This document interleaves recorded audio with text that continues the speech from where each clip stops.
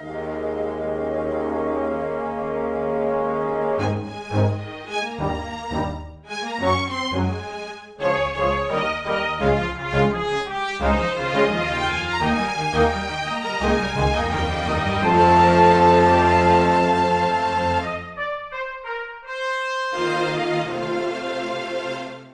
everyone, and welcome to Weekly Manga Recap, February 21st, 2024 edition. Quinn, how many episodes of this show do you think that there are? Like, roughly speaking. Of Weekly Manga Recap? Yeah, very, very rough estimate. I'm going to say 700. Okay, is that more or less than the number of Pokemon there are? Oh, less. Pokemon hit Okay. 1,000 in the last generation. Okay. I'll start to get concerned if we ever actually get to a point where we surpass the Pokedex count. Because I mean, they're still adding more. I was going to say, we have to beat Pokemon, which unfortunately is at a very, expeditious rate. They pop out new Pokemon like once every 2 years or so. Sometimes even sooner than that. They literally just released new Pokemon and DLC at the end of last year. I don't even know them all. So quite a lot going on there. Do you ever get concerned, with the passage of time and recognizing that at some point your mortal body will shuffle off of this realm and they will still be making new Pokemon? Like there will be Pokemon just released after your death. You will truly never capture them all. That is kind of crazy to think about, just the way that video game franchises are at a point now where some of them have been going on where we'll get to a point in the not too distant future where some of the most established video game franchises are going to be 50 years old. Yes. Which is kind of stunning when you think about it, because video games are, when you consider all other popular media, not very old. I had the thought kind of recently, like, oh man, Star Wars is coming up on its 50th anniversary in just a couple of years. But when I think about that, it's like, yeah, but when I was a kid, Star Wars was an established thing. So that doesn't seem that crazy to me. But the idea of something that got popular when I was a kid hitting that point it's definitely a very different reference point to have. So I do see your point, and at a point that the 6th generation of Pokemon games even was coming out, it was like, oh no, this is just like a thing that is probably going to just keep on going for decades at this point because it is too popular to stop. Yeah.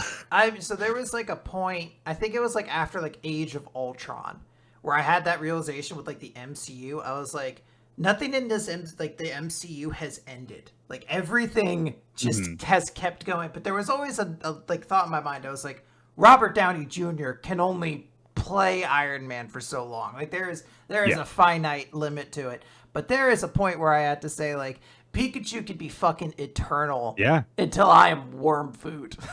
Like, and then at some point they'll be like, what if Pikachu was like a fish or something? And they'll be like, got it, Pokemon Gray and Brown ships this November, everybody. This will be exciting. I think it'll be a little bit less weird in that regard, because for the anime, I think that this might have happened actually between this and the last Pokemon Adventures episode we did, maybe. But Ash is no longer the protagonist of the Pokemon anime.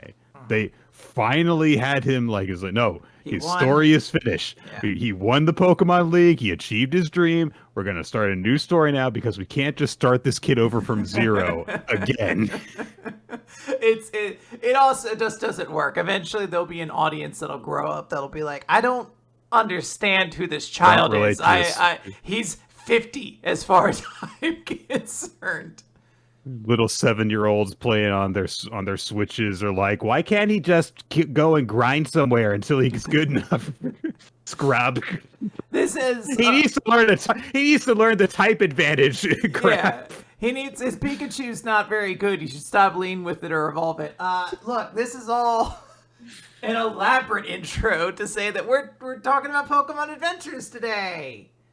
Pokemon Advent. Imagine I was singing the theme song to Pokemon X and Y. I don't remember what it is. I don't think I ever watched it. But imagine I Certainly sang never a did. little chunk for you there. Yeah. So this is something where I think you're going to need to really be my guide, Quinn, because yes, neither of us have watched the anime that this section of the series is related to, X and Y. But you at least like played some of these Yes. games, and I never have. I just kind of completely fell off of playing Pokemon when I didn't really care for the fifth generation, and I kind of saw the direction things were going in, and I was like, it's not really for me, and I don't have as much time in Yeah. my life to play these games anymore. Uh, and this is also the point where they started really going for each generation has some kind of a gimmick, Yes. like or like a it's not always a new mechanic, like a new big mechanic, but it was where There was always some eh, kind of battle thing that you could do, with this one being Mega Evolutions, and then Gen 7 had Z moves, and then Gen 8 mhm, had G Maxing, and Gigantamax, the new yeah. one has Terrasilize. There's always something you could do, but this was the first little sample of it, is Mega Evolution. An attempt to make some Pokemon more viable, and as a consequence, made some of them less viable. Uh, Great game design. Yeah, I want to. I guess I have to preface this by saying Gen 6 is probably the worst gen, in my opinion. It's not my least favorite. I've gone on record before saying I really did not like Gen 4.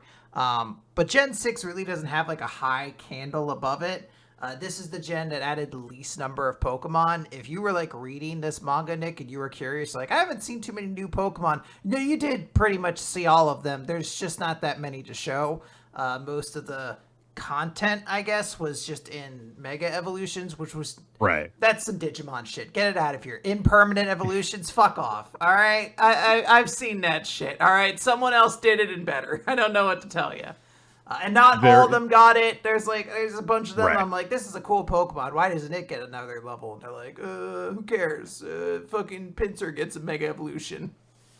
The main character of this story, his Pokemon party, he has one Pokemon, I think, that is of the new generation, and all Yes. the rest are like, no, this is to demonstrate their mega evolution. Yeah. So he very early on, like he gets a Chespin because it's that's kind of the tradition for this series where the new protagonists they get one of the starter Pokemon from the games. Mm. So he gets a Chespin, and Y gets a Froakie. Is that Yes. what it's called? Yep. I get confused sometimes when we read this because they always refer to the Pokemon by their names, which is a Yes. nice touch. It's a nice Their touch, but it nicknames. makes Yes. it gets increasingly confusing for me who doesn't know what the actual Pokemon's names are. Yeah.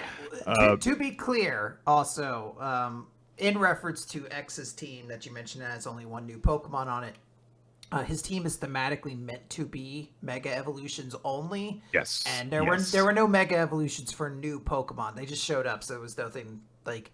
Otherwise, you just be like, why didn't you just give him regular evolution? Like this was to make old Pokemon more viable and interesting. So they didn't really do like Mega Evolutions for new stuff. So that's why his team only has the Chespin and then a bunch of other Pokemon.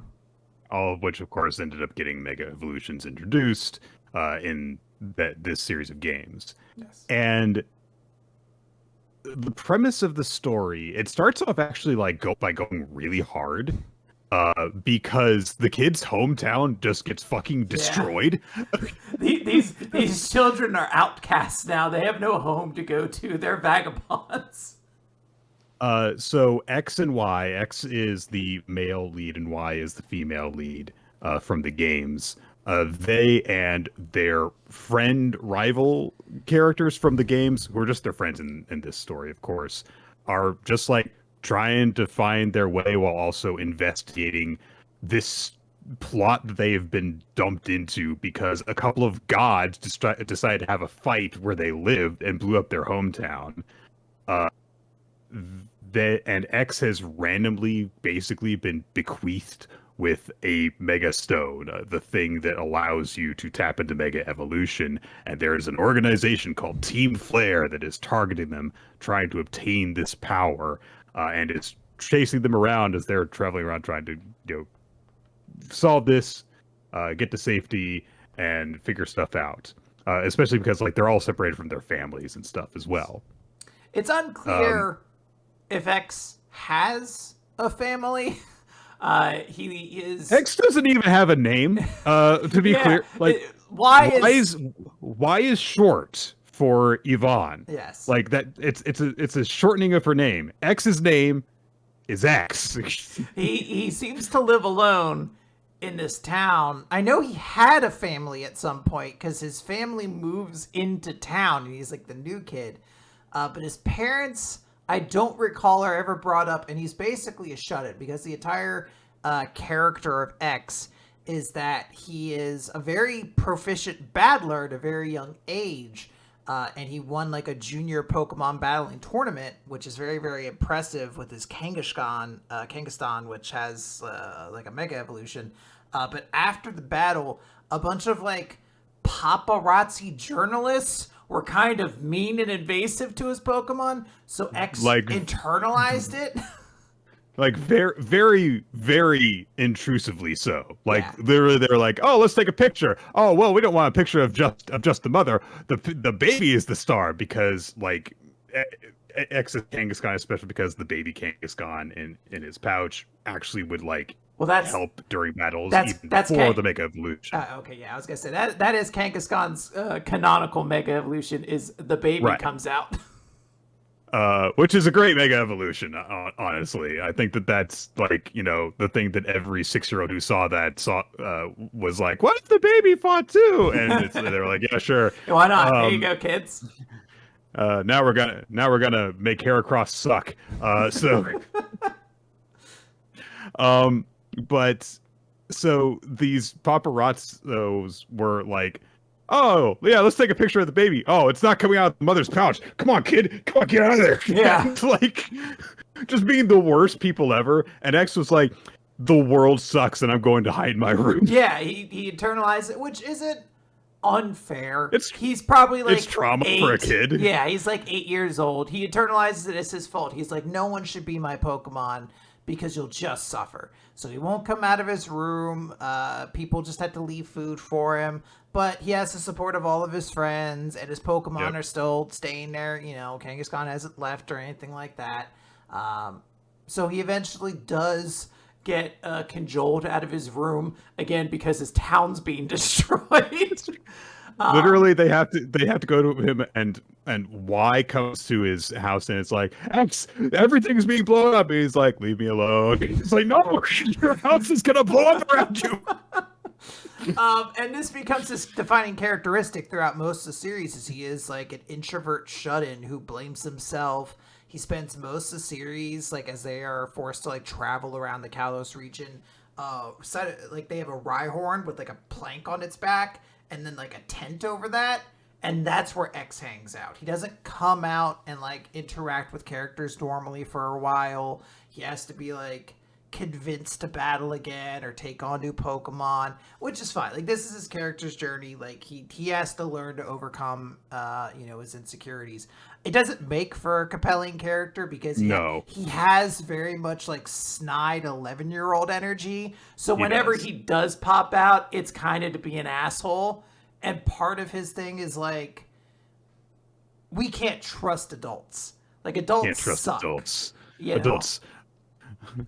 That's one of their that's one of the rules for the kids, actually, that they all follow, is like, we don't trust adults at all. And it's like, I mean, I kind of understand that there is a group of adults that are after you and you've had a few bad experiences, so I kind of get that. But it's a little bit on the nose and say like, trust no one over 10. It's there. This must be a thing in Japan. I mean, every Persona game has also done this, where they're like, "Aren't adults kind of sucks?" and like, we shouldn't trust them, because it's not a lesson these kids learn. They do not learn to trust adults by the end of the series. In fact, they very poignantly at the end of the series are offered to go to a party with adults. And again, X kind of trots out his fucking shithead energy, and he's like, maybe instead of having a party, you adults should figure out a way to fix things. Let's go, gang. And you're like, these people have been saving your lives. Like, come on, give them something. Like, these are the good ones. But, whatever. Most of the supporting cast outside of the kids is adults. And of course, because the gym leaders, just like in every series, like are trying to help them out. And there is one gym leader that you could say is around their age. And he gets crushed by a tree at one point, which was very funny to me, because I was like, that child's dead. I guess I was like, he's maybe dead. maybe two. It depends on how old Karina is, but whatever. So the story from there is very kind of firmly about just Team Flare, and then legendary Pokemon. It's essentially the plot of X and Y from what I remember. X and Y also famously has like kind of a complicated, stupid story that like didn't, after Gen 5 had like a really interesting story and like kind of dug into like themes of like, what is a Pokemon trainer relationship really, and like what is Frida, all these sorts of things that were like kind of intriguing to see Pokemon tackle. This one was like, what if a guy thought things could be beautiful, and for him that means killing everybody? And you're like, what if a guy tried to be good but realized, wait, charity doesn't work, I'll destroy the world instead? Lysander is not good, and I don't really know a nicer way to say it than that. He is the leader of probably the worst team in the game. Team Flare sucks. They're boring. They have nothing iconic about them. They're just a bunch of losers. I was going through this and I was like, thank God this series the story decided to make Malva of the Elite Four be part of Team Flare, because I would not be able to tell any of these people apart otherwise. Yeah. They're just all people in stupid masks that don't have interesting or unique designs. I hate them. There's also like an OC original character design for the games called like Eccentrica or something like that, like some straight up fucking Power Rangers ass villain name that I was like, who the fuck is this? It's like a reveal. Is that the one with the giant? Yeah, is that the giant E over the face? Yeah, the one who's like in a hypnotized robot suit who you find out halfway through. They're like, who is Eccentrica? And then they reveal who it is, and I'm like, this is also nobody.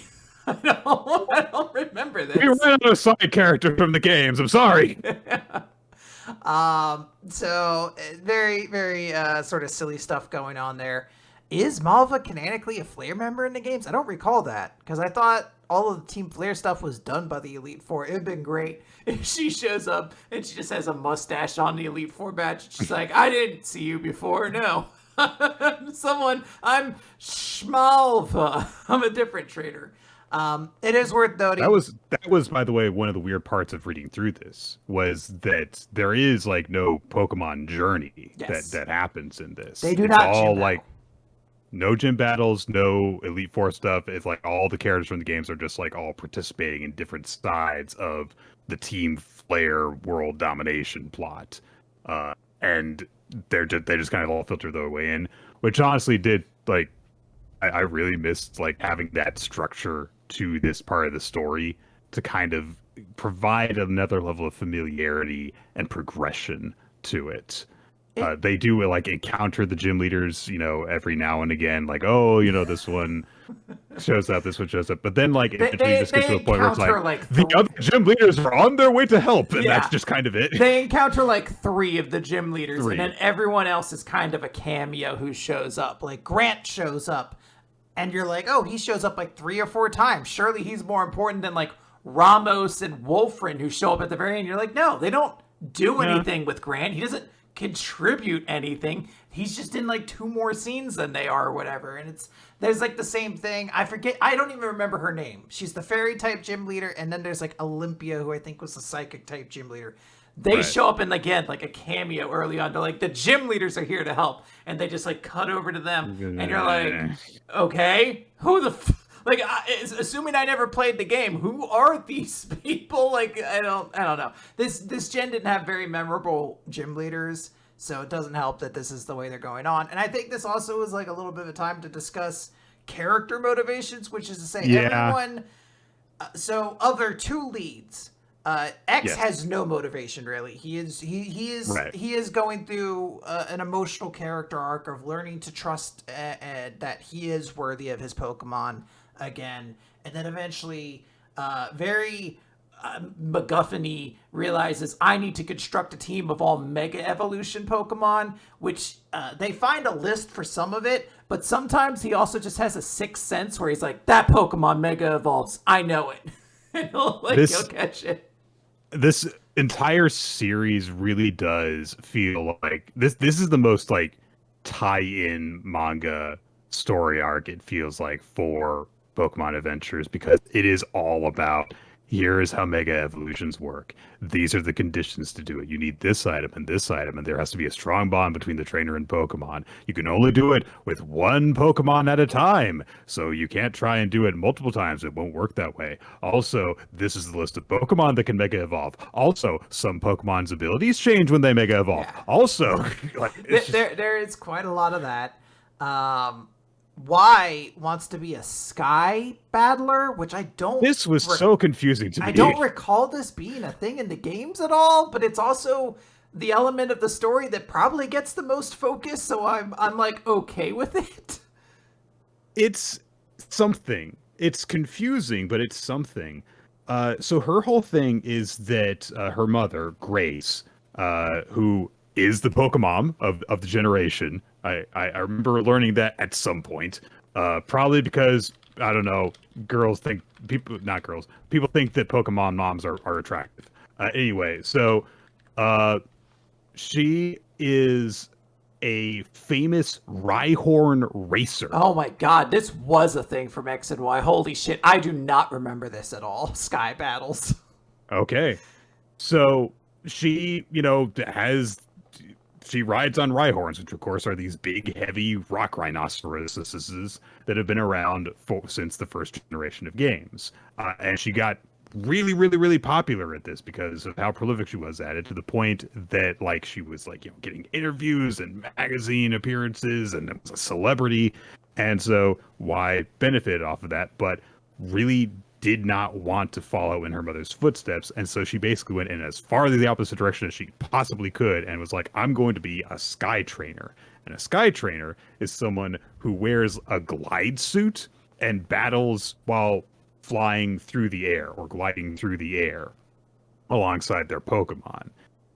So it's like, my mom would race on the ground, so I will fly through the air instead because I don't want to be just her daughter. And there is a whole thing in this that, first off, a big part of it is Y kind of coming to terms with her relationship with her mother and how her mother wasn't trying to force this on her. She was trying to share it with her, and how she can follow her own path while not completely, pushing her mother away. But there's also this big classist element to it where, like, when Y is going to Sky Trainer training school, she has this she's like getting bullied in school and stuff because she's like she's getting nouveau riche accusations and stuff. So it's like, oh, you should stay on the ground. And like her bullies are very thematic in their bullying. They're like, oh, looks like you dropped it. You better pick it up off the ground, which is where you belong, Rhyhorn Racer girl. Yeah. She at least has something to go with in her story, even if her like the Pokemon they give her don't 100% make sense. Eventually they're like, you need a Mega Evolution Pokemon, and oops, I guess we forgot to give you like Mega Pidgeot or what. I don't even remember if there is a Mega Pidgeot or whatever, but they're like, we don't have a flying type, so you need Mega Absol because we have to show off Mega Absol at some point. And also, you need a legendary Pokemon. So instead of getting you the one legendary Pokemon of this gen that canonically can fly, you get the big, like, life deer or something. And you're just like, all right, fair enough, whatever. She at least has some kind of character development to her. She gets a couple scenes. There's actually like a scene where she has to do like a sky battle against like 50 people. And it's actually probably one of the coolest scenes in this It's series. one of the most memorable parts, Yeah. The other friends in this are just as worthless as they are in the actual games. There is nothing. Shauna gets something, or Shayna. She gets something. Shauna gets a plot. Yeah. But she's there. Like all of them are just there, to be very clear. She has, I feel like, the least defined role for like the balance of the group that they're in. She very much feels like she's just kind of going along and she hates it. Her big thing is that she wants to be a furfro groomer. Yes, a mechanic from X and Y.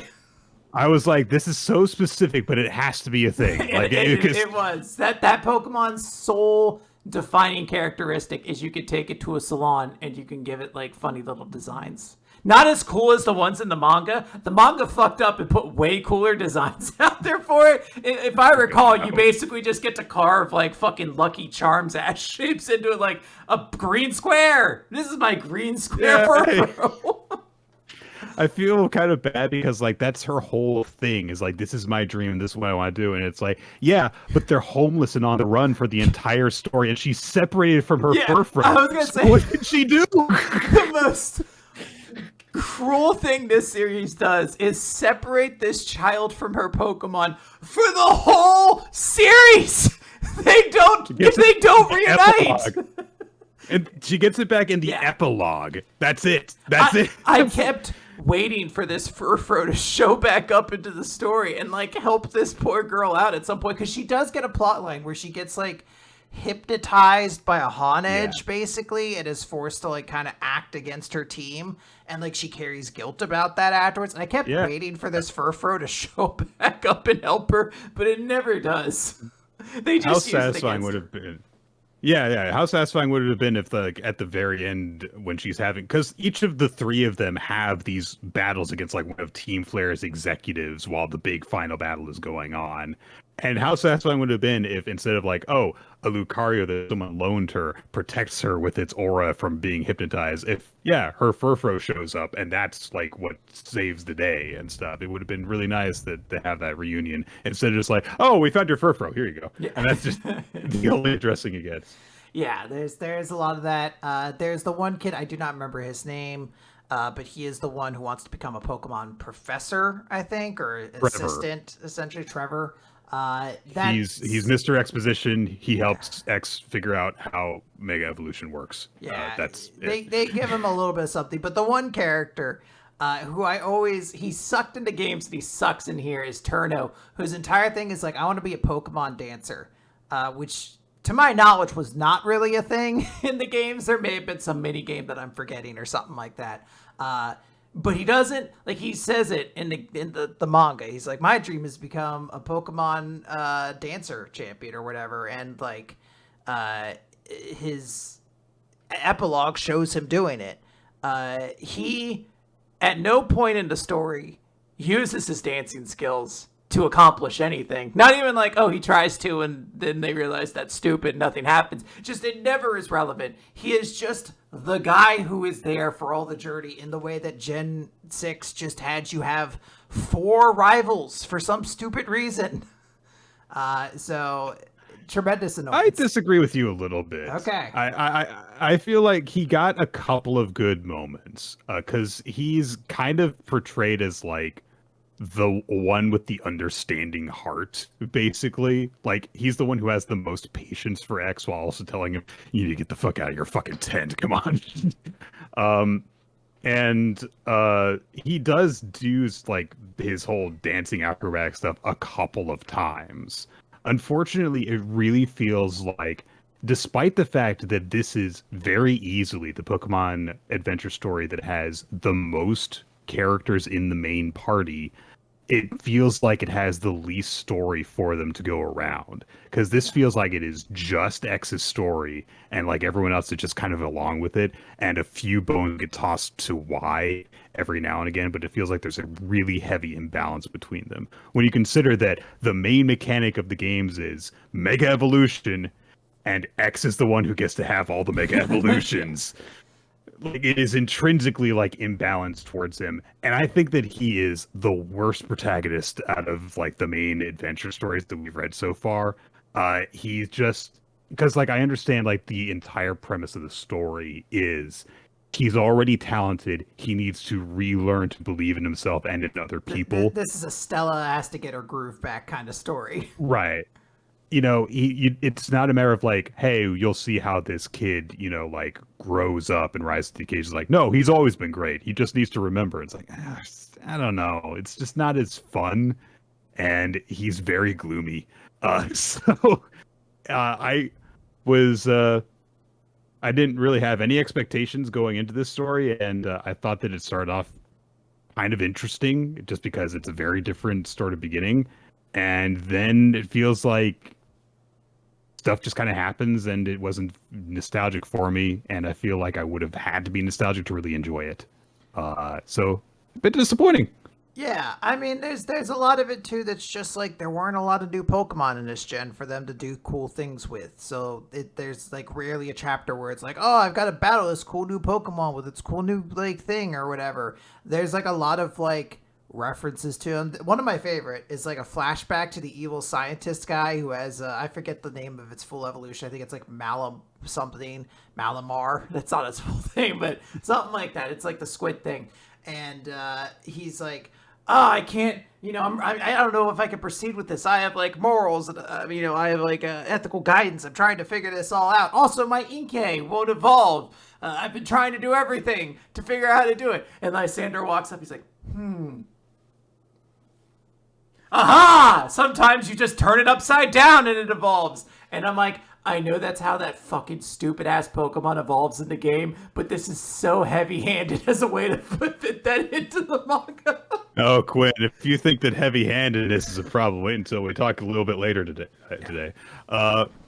Also, I think there was one thing that I did recognize because I recognized a few of the characters in the game, from the game, like Alexa, the photographer, the first gym leader one. Which, by the way, there's like a weird. Viola, I think. Alexa is her sister, right? Viola, the photographer. There's a whole like journalism thing going on in this story that's very weird. So there is, of course, the fact that Alexa and Viola are like a photographer and a reporter. So they're part of the media. So there's a whole thing where like Alexa is trying to like expose this plot that she's trying to uncover, and it turns out that Team Flare has infiltrated the media, and Malva is a news presenter and stuff, and so they are covering up the whole story with this big conspiracy. But there's also the fact that the paparazzi were the people that traumatized X by causing problems with him and his Kangaskhan. So there's this kind of like weird take on like corruption in journalism going on in the story, uh, that I found to be a little bit weird. Um, and I don't know what the point of it was ultimately beyond Yeah. just team players infiltrate the media. That's it. Yeah, there's a lot that's like Team Flare is actually the most dangerous team because they have people everywhere, and there actually is supposed to be like kind of like a theme of like paranoia and kind of loneliness for our protagonists. Like they're like we can't go out in public because we'll be seen. They try to arrest an inn early on, and they're immediately betrayed by the adult who works there, who's like, I'm handing you over to Team Flare and all sorts of stuff. So like there is this level that's like that was again like in the games again I might be mistaken, but I just recall Team Flare being like annoyingly obvious when they were involved because they all wear bright red suits. But I'm also wrong on things. I mentioned before that I thought Emma and Essentia were like a fan original OC shit. Apparently that's a post game thing that I just do not remember whatsoever at all. So maybe this was a thing in the games that I just do not remember. But it doesn't do a ton. There is an element of the regional champion Diancie, I want to say is her name or something like that. Who I always have thought is like the worst champion. She's just very Diantha. Diantha, very like forgettable. Her whole gimmick was that she's supposed to be like an actress. An actress. And they kind of hint that like, yes, you would have remembered back in your early roles when like there's actually one cool scene early on where she stops Lysander from like hurting the kids.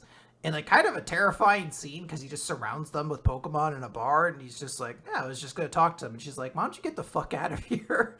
And then he says something kind of like mysterious, like, you know, about her acting career, but it's never brought up again. And her role in the story, she is the most like defeatable champion I've ever seen. She spends this entire series just getting clowned by everyone else. She does not look cool after that moment. I think that's another thing is that, yeah, there is always kind of been a sense in the Pokemon Adventures manga of like, there are certain trainers that show up and you're like, oh, no, this person is not to be fucked with. And everyone, yes, is very fuck withable in this entire story. Villains, champions, gym leaders, everyone is just like, well, okay. They're not all that cool. Yeah, they get their shit handed in pretty frequently. This is brutal. This is the first time I think I had to read scanlations instead of buying the full volumes just because I had trouble finding them.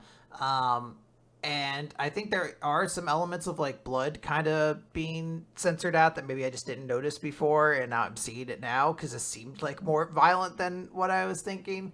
A couple people straight up die in this, so Yeah, if you were a huge Malva Lysander shipper, I've got some bad news for you. It doesn't end up going good great. news. Yeah, or yeah, actually, I've got some great material for you to work with in your next couple AUs.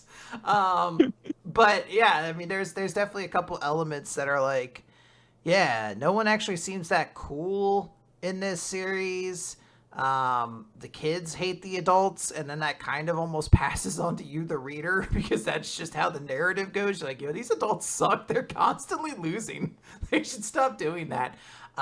They have to connect Mega Mewtwo into the story at some point. So Green and Blaine show up for a little bit, and you're just like, look, I know this is ultimately also a way to connect this into, I think, Alpha, Sapphire, and Omega Ruby, which right. I think are coming out next. But like it's so jarring. It's out of nowhere. Mewtwo is not important either. Mewtwo gets his shit pushed in eventually. It's just one of these things you're like, yeah, this is fine, but this very much feels like you are like, I don't know how to say it, just beholden to Pokemon's like game design at this point, and like originality is it feels very tenuous at this point. Like, hey, I gotta talk about Mega Evolution, so let me make sure I get every Mega Evolution possible. There's like side chapters where they're just like, we didn't show you Mega Alakazam and Mega Sizor and fucking Mega Camerupt. Here they are. They're all here. All your friends are here. And it's just like, it's almost embarrassing. It's yeah, I think it also has to do with the pace that the manga now has to take in order to keep pace with the game releases. Because this story is like, 48 chapters ish. So that's, when you consider the amount of stuff that has to happen and the number of characters that have to be introduced from the generation, that's not a lot of time.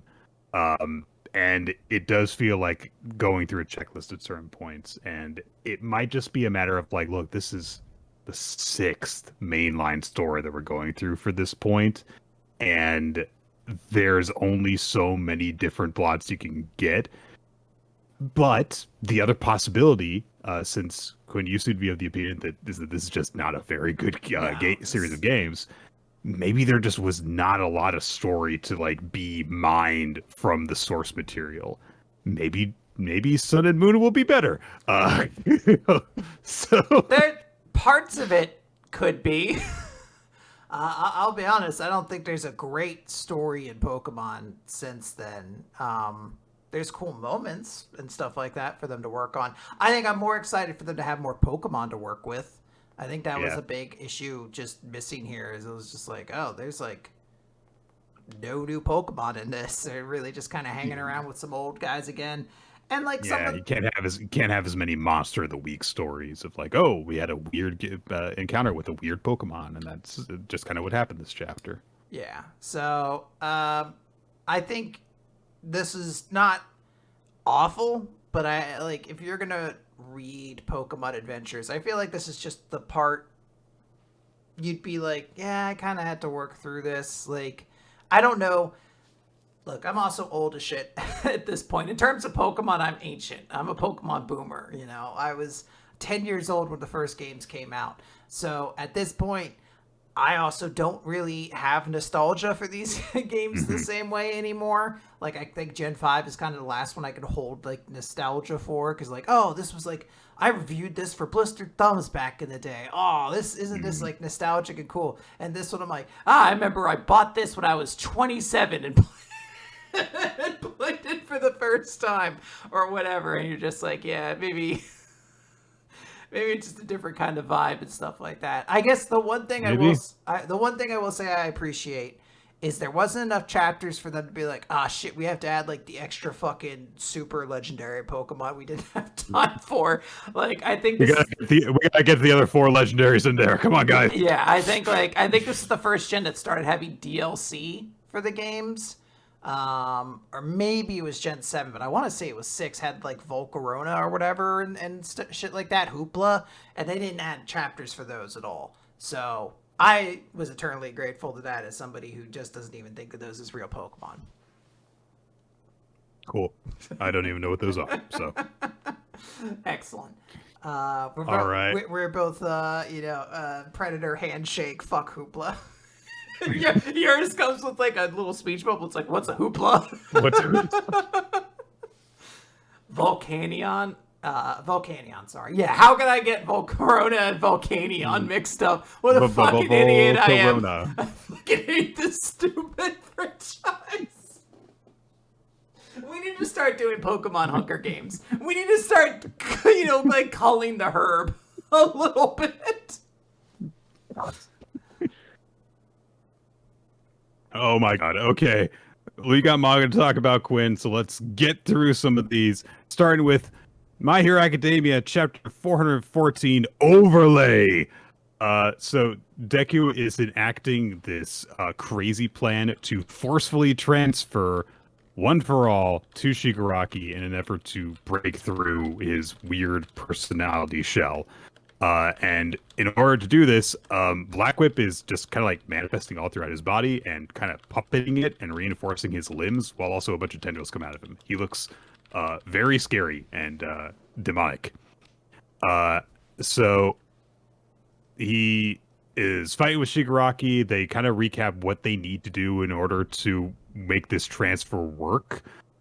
They also indicate that like a big problem here is that Shigaraki's got to receive One for All through bodily fluids, which means he's got to be wounded, and he regenerates his injuries very, very quickly. The only reason that something worked before is because like, oh, his hand got chopped off before. So yeah, we gotta do this thing.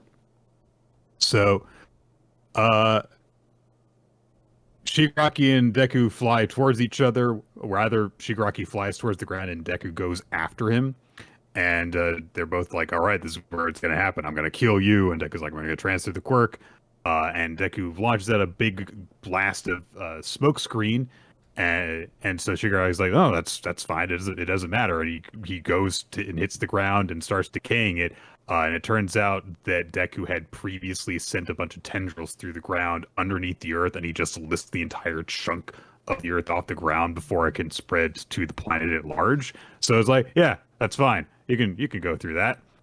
Uh, then he goes through the smokescreen to attack Shigaraki. Shigaraki thinks that he spider senses him, but instead, it's just his scarf. He used it as a decoy, similar to how he used it as a decoy during his fight with Lady Nagant.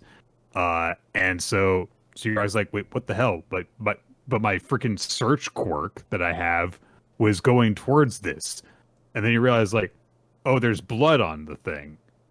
Why is my search zeroed in on the blood? And so it turns out this is all like a big gamble because, like, oh, we're preparing for the transferring of it. So actually, the quirk is manifesting inside of your blood at this point. And this all leads to an opening where Deku is able to punch Shigaraki really, really hard in the ribs. And yeah, so freaking part of the one of the vessels gets transferred to Shigaraki and immediately like shatters into his inner world shell, while also Shigaraki's body goes ow because there's a big concave indent in it. Also, he's got fingers everywhere because he's growing them everywhere because he's mutating like that. He kind of made I think, an emergency body armor for himself, it seems like. And then things start to get extra trippy because their thoughts start to transfer into each other. And so both Shigaraki and Deku start to experience a mix of the other's memories. So, like, Shigaraki remembers meeting Dabi and Toga. Deku remembers his fight with Todoroki. And Shigaraki also remembers meeting Spinner. And they're all kind of mixing and blending together. And Deku is just told, like, hey, like, you started, but you can't let up here. You've got to keep on going. And that's just where we leave things off in the middle of all that action. Yeah, I mean, it's sort of satisfying in that the entire plan of like, hey, we gotta start getting, we gotta start shooting ourselves into Shigaraki essentially takes the span of like a chapter to accomplish. It's not something where he's just like, pa-ting, and it like happens. I think it's actually cool that it's like actually a, an enduring challenge to get up there and start, confronting him and finally landing a hit, against this dangerous opponent. And I do think it's kind of cool that like their memories are just bleeding together, because there was a moment I was like, did Spinner show up during the UA tournament sports festival? Yeah, I'm here too. I was like, I don't go to this school, but I'd like to participate too. Yeah, let's do this. I'm like, oh, interesting. But I do think it was satisfying. And I'm just curious to see what they do as they blend a little bit more. I thought this was cool. Yeah, and I think that the actual sequence of getting it to happen is just a really nicely choreographed thing that happens. I love the visual of all the earth being ripped up out of the ground to stop Shigaraki's decay from spreading. Yeah. So it's it's got a nice flow to it and some good action.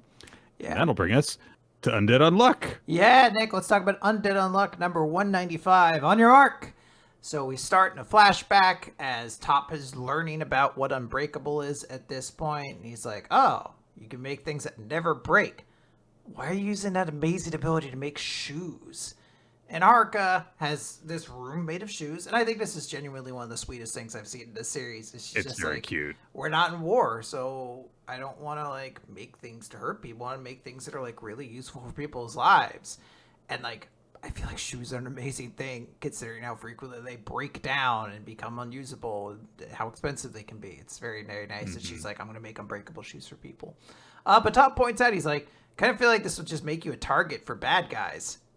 Like, someone would probably just abduct you and force you to make weapons for the rest of your life. And she's like, oh, no, I don't want that. Don't say things to scare me. Giant muscle-clad Haruka going, She's very, very adorable. We leave the flashback, cut to the present. Hey, we have our three people that are going to fight against UMA Beast. Top showed up, kicked UMA Beast in the head, and he's just like, yeah, you're one of these rules, these UMAs, right? Haruka has told me about them. All right, fine. Let's stop this. We don't, we're not going to get on your turf anymore. We're not going to encroach on you. So if we pull out, you just let us off the hook. Like, let bygones be bygones. You guys will have your territory, and we'll leave. This works out. Hey, you beast. We cool? Yeah. We cool? We cool, bud? Hey, bud? We good? Of course, Beast just turns into a snake and immediately tries to bite him. And he's like, oh, you're under a very mistaken assumption here. We are not here to coexist with you. Beasts exist to make humans suffer. And he's like, you don't think that you're a product of nature, do you? And Top's like, well, from evolution, like, we all have come from the water. We're all from nature. Oh, shit. Yeah. He's like, fuck that noise. The dinosaurs on the ground to fuck with you. He's like, this world began with man and earth. And every rule that has been added to make your lives fucking worse. Because God wants to see what happens. We added death, and it made you guys panic. We added jealousy, or we added change, and you guys started getting jealous. We added justice, and suddenly there was conflict. War began slaughter. All of this is just to make your lives worse. But then we added beasts, and you guys had an opponent that wasn't just each other. And we just hunt out of survival. And you guys have always hidden from us. You know, there isn't a single rule that is designed to aid your survival. And as mentioned, this does seem to indicate many of the rules that we've seen at the round table. Death and change. We already know change. And war does seem to be that the tank guy. Some of them do seem to match up very well, especially the order he lists them in. If you imagine that one gets skipped here, then like that would make the third seat change. Of course, that makes sense. Then fourth seat is luck, and if you look closely at their design, they've got what looks like a wheel of fortune as their halo. Justice would be a knight, which makes sense, and of course, war is the half skull faced military guy with guns. So it's like, it feels like he lists things in the order that they're in, especially because he goes on to himself the eighth rule straight from there. Yeah. So yeah, it seems to make Ninth sense. rule. And He's it's the ninth rule. I think language is above. Oh, like it's language 8? Okay, well, I think so. Well, maybe he's just like, no, language is a dork and she doesn't count. She blows. I hate her. But they're basically just noting like, hey, all these rules are here to fuck with you. And suddenly tigers just jump out of the forest, and Haruka, or not Haruka, Julia and Top are like, why are there tigers here? There shouldn't be tigers here. And he's just, Why don't they have stripes? Yeah. Well, these are tigers without stripes, Nick. A tiger has to earn their stripes first. Maybe that's, hey. Yeah. Beast just... We haven't added UMA stripe yet. Yeah. We haven't added UMA honor yet. Beast is just like, yeah, you shouldn't have passed on all of those quests, because all that has done is just allowed us to add, like, more beasts, essentially. And it's just added more fuel for me to beat you guys. How does it feel to be hunted? And he kind of just taunts and does all of his things. And Fuko shoots him in the back 3 times. She's like, boom, take this, bitch. And she just notes, she's like, hey, it's not like we've been losing this whole time. We realize we're not in this together. So we team up, you know, we get weapons, we fight back. And she shouts at the Top. She's like, Top, my bad bullet touched him. Get out of here. Meteorite is on his way. And then Beast just jumps up and grabs her by the face. He goes, didn't touch me. And he reveals that he ate a piece of Haruka and has assimilated her power of unbreakable. Confirming. I love this because well, yes, as you were going to say, that how his powers work, which is by eating things. Yeah, so we did see a preview of that when he ate a snake earlier.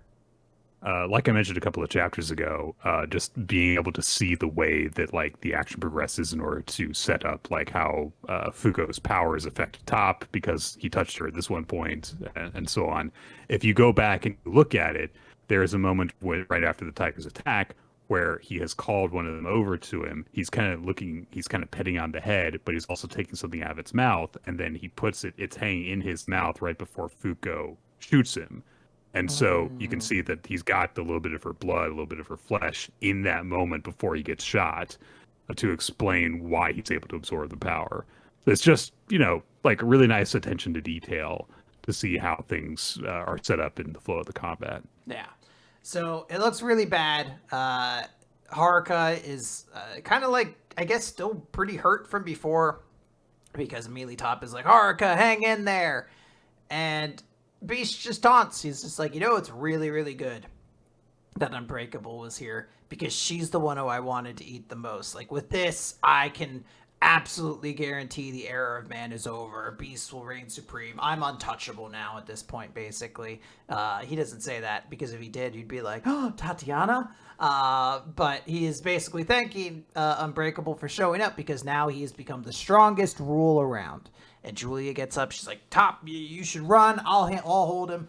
But Top's like, hey. What a hero. She's Yeah. so good. Yeah, she's immediately trying to, like, be like, I'll hold him back. You go. But Top is like, no, you win, Beast. Please let us off the hook. And he gets down on his hands and knees and starts begging for his life. As Beast is like, pathetic. This is very human of you. And we start to go back to that flashback conversation between Haruka and Top. As Top continues, he's like, so if anyone ever tries to take your Unbreakable by force, I'll kick the crap out of them. I do owe you, after all. And that's when he does his psych moment, and he uses this moment where he's down on all fours. It is the 90s. Yeah. He uses it to get in his position, and he dashes straight into UMA Beast. And we end the chapter in like a 2-page spread of that, as he says, Haruka's unbreakable or you're unbreakable.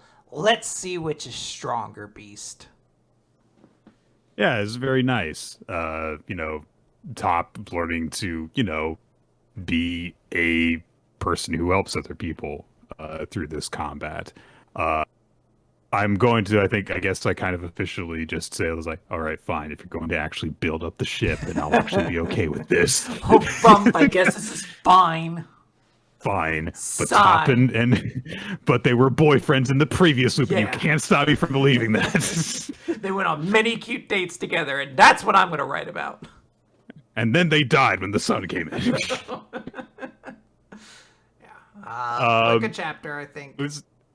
I love Beast's speech in this. This is like a really scary moment for once in this loop. Like, it's always felt like, even when Six showed up, it's like, the entire council is here. They'll be fine.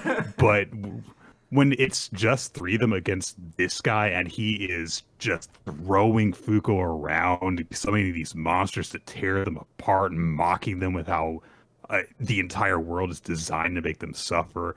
This is a really great escalation.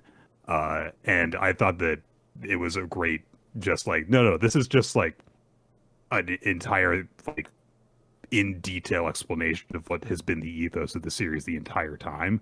But now we're getting really into the nitty gritty of like, no, it was a plan to fuck over humanity from the start. Yeah. Yeah, I liked it. I liked it a lot. But let's talk about Blue Box. Yeah. Chapter 137, The Guy Who Carried Her. So it's the prefectural qualifiers for high school badminton nationals. And we reiterated that there are only going to be 2 winners who will qualify to get to go to the nationals. And we get, like Haru and Taiki. And of course, we also know that, Yusa is one of the front runners too. Haruto doesn't get to be in the split panel. Sorry, kid. You're not considered one of the favorites. So Taiki is kind of like, like gathering around with his teammates, and then they spot that Sajikawa has showed up at this point as well.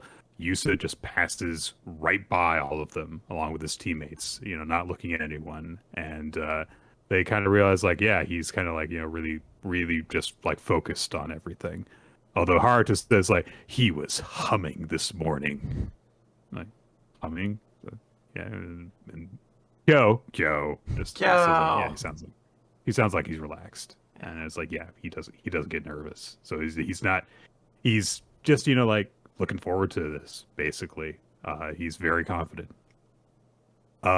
We get a quick montage of like, like the first round starting and stuff, and then cut into the crowd where Chinatsu has shown up with Karen. And she was, a little bit worried about her leg, but she's like, it's fine, it's all wrapped up. And Karen's like, okay, but if it starts to hurt, I don't know what he'll say to me. So basically, like, I'm tasked with making sure you don't overdo it right now. So cool it.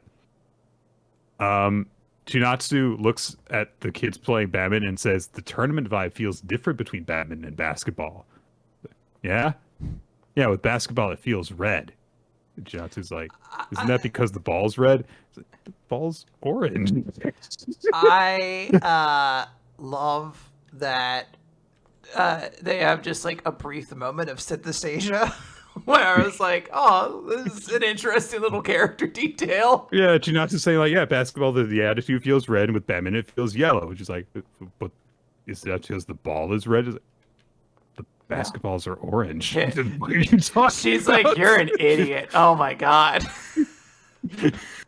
And it's like, it would make sense. It would actually make a lot of sense if that's part of like Chinatsu has always seemed to have a kind of interesting way of kind of viewing everything, and you're like, yeah, I think some level of neuroatypical what's the verb, neurodivergence would be Yeah. involved in all of that. So I just that's if it's not intentional, it's definitely a fun headcanon now. Mm. A lot of people observe the two beautiful girls that have come to this random boys' high school badminton tournament. They're like, cute girls. Some of the people from Aimei recognize, like, oh yeah, that's Kano Senpai, and also the girl with her is Haru Senpai's girlfriend, so, and they're best friends, so they probably came to cheer him together. Uh, and so they look around, and then someone says, like, wait a minute, what if the guy who carried Chinatsu before was Haru Senpai, and it's one of Akari's friends that they're hanging out with? Oh my god, can you imagine that? And Akari, this is, I guess, just like increasingly becoming her thing, just her wild imagination of specifically adultery. Like, She has wild visions that she goes on of like so wild romances that never happened. So, like, she imagines Haru, like, giving Chinatsu a piggyback ride, and Chinatsu going, like, it wouldn't be fair to carry this piggyback ride. And so they're like, oh, this is wrong, but let's stay like this and go somewhere together. And they're like, go to, like, a freaking Shinto temple, the Statue of Liberty, the pyramids of Egypt. Oh, and Akari's like, I don't think Kano Senpai would go on some trip like that. I love, and he's got the little fucking like the little up down The nose, Chojo like sparkle, yeah, the little nose and everything like that. It's just very funny. And I was like, what are you talking about? Like, where did you go? This is some like JD from Scrubs moment where he just comes back. He's like, where will we get the tapioca? And they're like, what the fuck are you talking about? We didn't see what you saw. We found a Quinn, the good parts of Orihime that died in chapter 20 came back. Someone had to carry that torch. Chinatsu and Karen run into Ayame, who of course is there as the team's manager. And she's like, oh yeah, an anime match is about to start. And it's between Taiki and someone from another high school. And they're like, oh, let's go cheer for him. And so, Chinatsu is watching and stuff. And they're like, oh, wow, yeah, it's kind of even like, the girls are like, oh, it's kind of weird how like we get nervous when we're just watching stuff. It's just kind of like a human thing of like, oh, we're getting invested in this, in our teammates and stuff, our classmates. Taiki is, doing pretty well, but eventually Karen kind of notices like, hey, you're kind of like being reserved. Why don't you, like, come on, give him a good cheer and stuff. And Chinatsu, thinks about some of their time together and how she would kind of like act confident in front of him. And she, lets out a big shout, and that gets more into it. And Taiki is, getting into the match, and as they're going through it, Karen is kind of just observing her friend and how she's like really, really tense, and she's holding her hands together and stuff. And she thinks to herself, I've never played on a sports team, so I wouldn't know, but everyone is amazing here. They understand how every single moment is invaluable.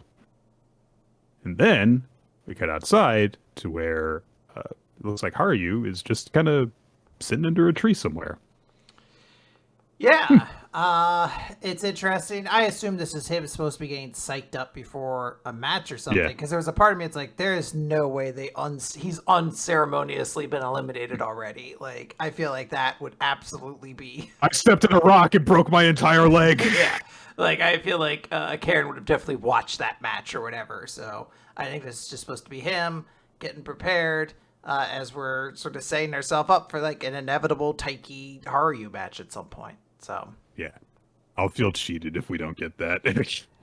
Oh, it's gonna hurt because the girlfriends of Look. both boys are there. So like one of yeah. them's gonna lose, and it's gonna be like super awkward afterwards.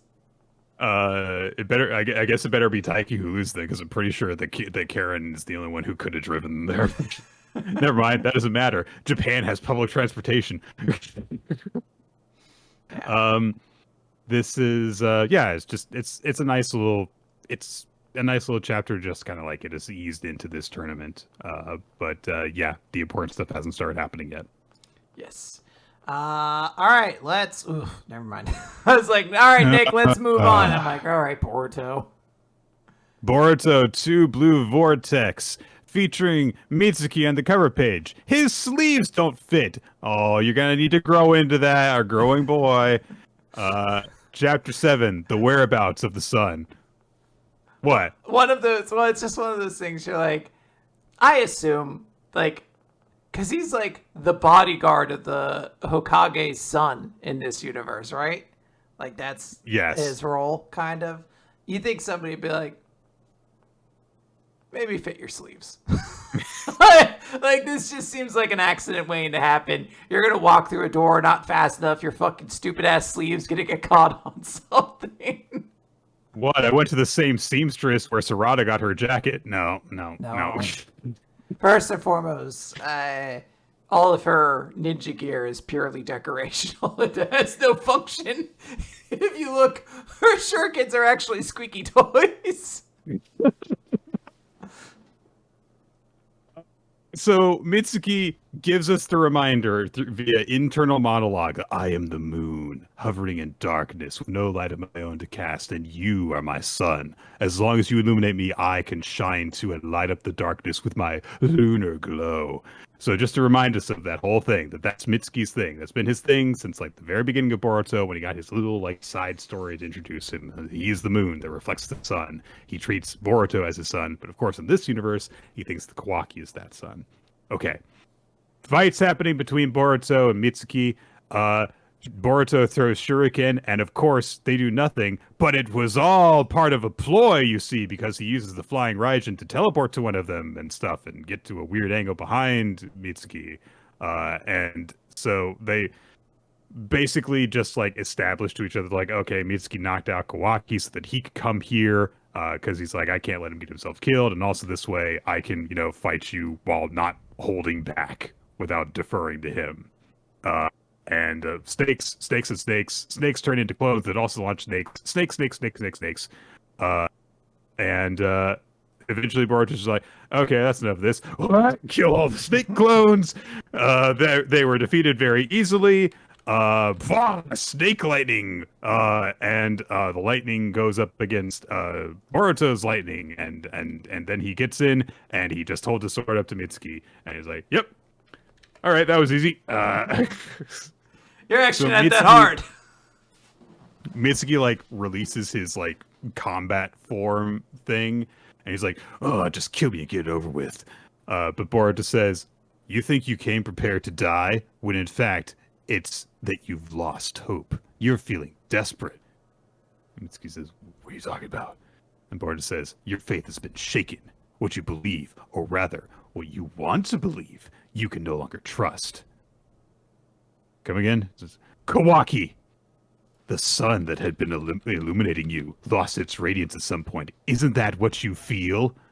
And Shikamaru's like, oh, this is good shit. Can you connect us so I can hear their conversation? This is very important that I hear everything that they're saying. You see, I know, Mitsuki, the current whereabouts of your son. I'm your son. It's that simple. And Mitsuki makes a snake appear coiled around him. You're my son? You have some nerve. Then why hasn't your snake attacked me? I bet you realized a while back that he's not it. Kawaki's not your son. No matter how close you stick to him, he refuses to illuminate you. I watch how the moon sits in the sky in the dark night, shining with the light from the sun, and the sun doesn't give light to the moon, assuming the moon's gonna owe it one. That's basically what he says. Yeah, I was gonna say You this. can't prove this, it's just a reference. I had to stop for him. I was like, did they read the whole lyrics out there?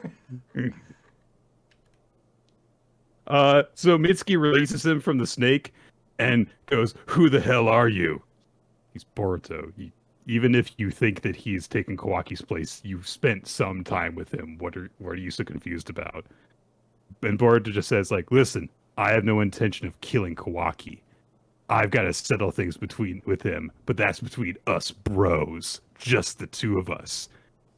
So Mitsuki says, well, why did you kill Lord Seventh? No, Lord Seventh is alive, and he's safe, and his wife is safe too, and that's all I can say. You're capable of shining on your own, Mitsuki, but if you insist on needing a son, come find me anytime. And he winks at him. He doesn't do that, but it feels like he does. You should wink. It'd be kind of charming if you winked. So then he just like leaves Mitsuki there, and Mitsuki's like, okay, I guess I'll just like listen to him now. I guess I'll just fuck off. Kawaki shows up in front of Ada and is like, where the fuck did Mitsuki go? That asshole. So Shikamaru says, in summary, thanks. Love it when people do that. So Boruto says, hey, just so you know, don't try to figure out how omnipotence actually works because you'll just forget it anyway. This is not the first time you've heard about it. Sarada and the class rep have told you about it multiple times. It's just that by its very nature, it will not stick in your memory. No matter what you do, that's part of the power.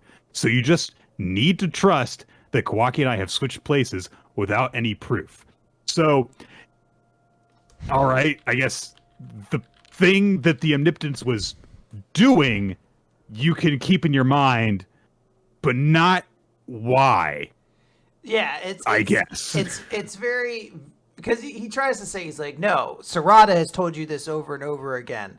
Like you've already been forgetting this information. But it sounds like the one time we saw Sarada talk to him, it sounds like he just dismissed it. It didn't sound like he like had his brain like shattered into pieces or anything like that. He was just like, fuck off with this shit. You always come in my office and do this. So he has memory that she comes in to do this, like to tell him that. But he forgets that it ever had, I guess, an influence on him. Or this is just Boruto's assumption and he's wrong. I don't know exactly, but... because Sarada has never seemed to indicate. She's like, no, sometimes he listens to me and then he forgets. It's weird. Right. Like he's always just kind of dismissed her. I guess that the idea is supposed to be when Shikamaru tries to understand things in a rational, logical manner, because he takes that approach, he can't go against the way the omnipotence works. So instead, you have to just act on faith and belief, which is why, for example, Sasuke was willing to just take Sarada's word that something was wrong at face value, even though he was like, none of this, like, logically really holds up in my mind, but, like, I'm just going to believe my freaking daughter. I guess that was why that worked. And as schmaltzy and stupid as the conversation between Boruto and Mitsuki was, I also do, in concept, appreciate the idea that Boruto was taking the tack of going for the thing that emotionally resonated with Mitsuki to get him to become potentially an ally in this whole thing, rather than trying to explain stuff to him rationally. There is value in the idea of like, okay, in order to win people over your side, you have to take different approaches with them because you can't just tell them the way that this works because it literally will not stick for them. But this is just kind of a really lazy explanation, it feels like. It's like, oh, if we explain it, it just doesn't work, but you have to just believe me anyway because we need you, Shikamaru, to be an ally of Boruto. Yes. And so just believe it. And that's why, that's all. So Shikamaru says like, okay, well, considering that, you know, the omnipotence effect lies with Kawaki, then we can't just like confront him with this. So you'll need to stay a fugitive for a while. And Bard's like, yeah, I was kind of planning on that. Fair enough. Okay. Yep. Last couple of pages are we cut to the evolved claw-grimed trees, and there's one of them that's reading a bunch of books, and he just says, "The more that I learn, the more questions arise, and the more things I don't know. If anything, the knowledge reveals my ignorance. It's fascinating. This is a great villain speech." He's like, and none of these books hold the answers to my questions, so let's pay a visit to Uzumaki Naruto. Okay, All so right. he thinks he can do that, I guess, which makes sense. The Claw Grimes can like teleport and all that stuff. So, all right, yeah, that's Fair Boruto. enough. I mean, look, I don't want to hold it too much against sort of the content of the end here. I just these guys I don't give a shit about these claw grimes. So like when they ended, it's just obnoxious. As for the chapter as a whole, this is not the worst chapter of Boruto. Some would even say if you forced me to read Boruto, I'd be like, can I start with 2 blue Vortex and stop there so I don't have to go to the other stuff? Because this hasn't been as bad, even though there's been stupid shit in it. This was like acceptably bad. Because it's like, all right, at least Mitsuki's character is involved and like plot Right. development is happening. And like, hey, I can kind of get behind like him and Boruto's relationship. It's just like, oh yeah, there's also this hanging fucking thing of like, there's complicated rules we have to follow, and you guys are following it, but you're also being tricked by it. Anyway, you'll have to take my word with no proof. Actually, you can never take proof. It's all just such nonsense that you're like, all right, like it doesn't make sense, but I'll go along with it. I get what you're trying to do. Huh. All All right. right. Kaiju number 8, chapter 102. So Ichikawa has stepped up, and so now we get freaking For some reason, Iharu needs to step up. Iharu's got to step up. So we get a conversation between him and Scruffy Commanding Officer, who's like, "Hey, you're not nervous, are you? Don't worry. I made sure that you've got the skill necessary to handle Daikaiju threats." And Iharu's like, "I know, sir. I need to exert them to the fullest." Like, no, no, no, no, no. Listen, the minimum results gained when all factors take a plunge, that's what I refer to as skill. Go out there, be nervous, screw up, and take a plunge with peace of mind. You'll prove to be more than good enough that way. And it's like, that's a really cool vote of confidence. Like, look, it's fine. Even if you're not perfect, you'll be fine. Yeah. So it's nice. Yaharu's case that he's carrying around on his back breaks apart, and he takes out a shotgun sniper rifle flamethrower. It's very oddly shaped. It's very oddly shaped. Also, that is a huge box for it. Like this is one of those things where like this is like an Amazon package where like I just ordered napkins. Why did you send this in a box that I could fit a car in? What is this waste that you're doing? One of the Daikaiju immediately pounces on him and just pounds him into the ground. I love this shot of a Daikaiju like. And the commanding officer is like, "Oh no! Oh no, he'll be fine. He'll be fine." Yeah. And he comes straight out of it. He's okay, but the people are observing him. And he's like, "Oh, he's engaged in combat. And his unleashed combat power is 24%. That's not good enough." But we get a flashback between Iharu and his commander saying like, "You're the third known example of a flash adapter, same as me, in that you can't maintain a continuous state of full release because of your special cerebral structures. But there's a trade-off. You exhibit bursts of explosive combat abilities that leave others in the dust. I'll teach you how to put yourself in the zone for a very brief window, and if you can master that, your momentary boost in combat abilities might very well surpass Ichikawa's."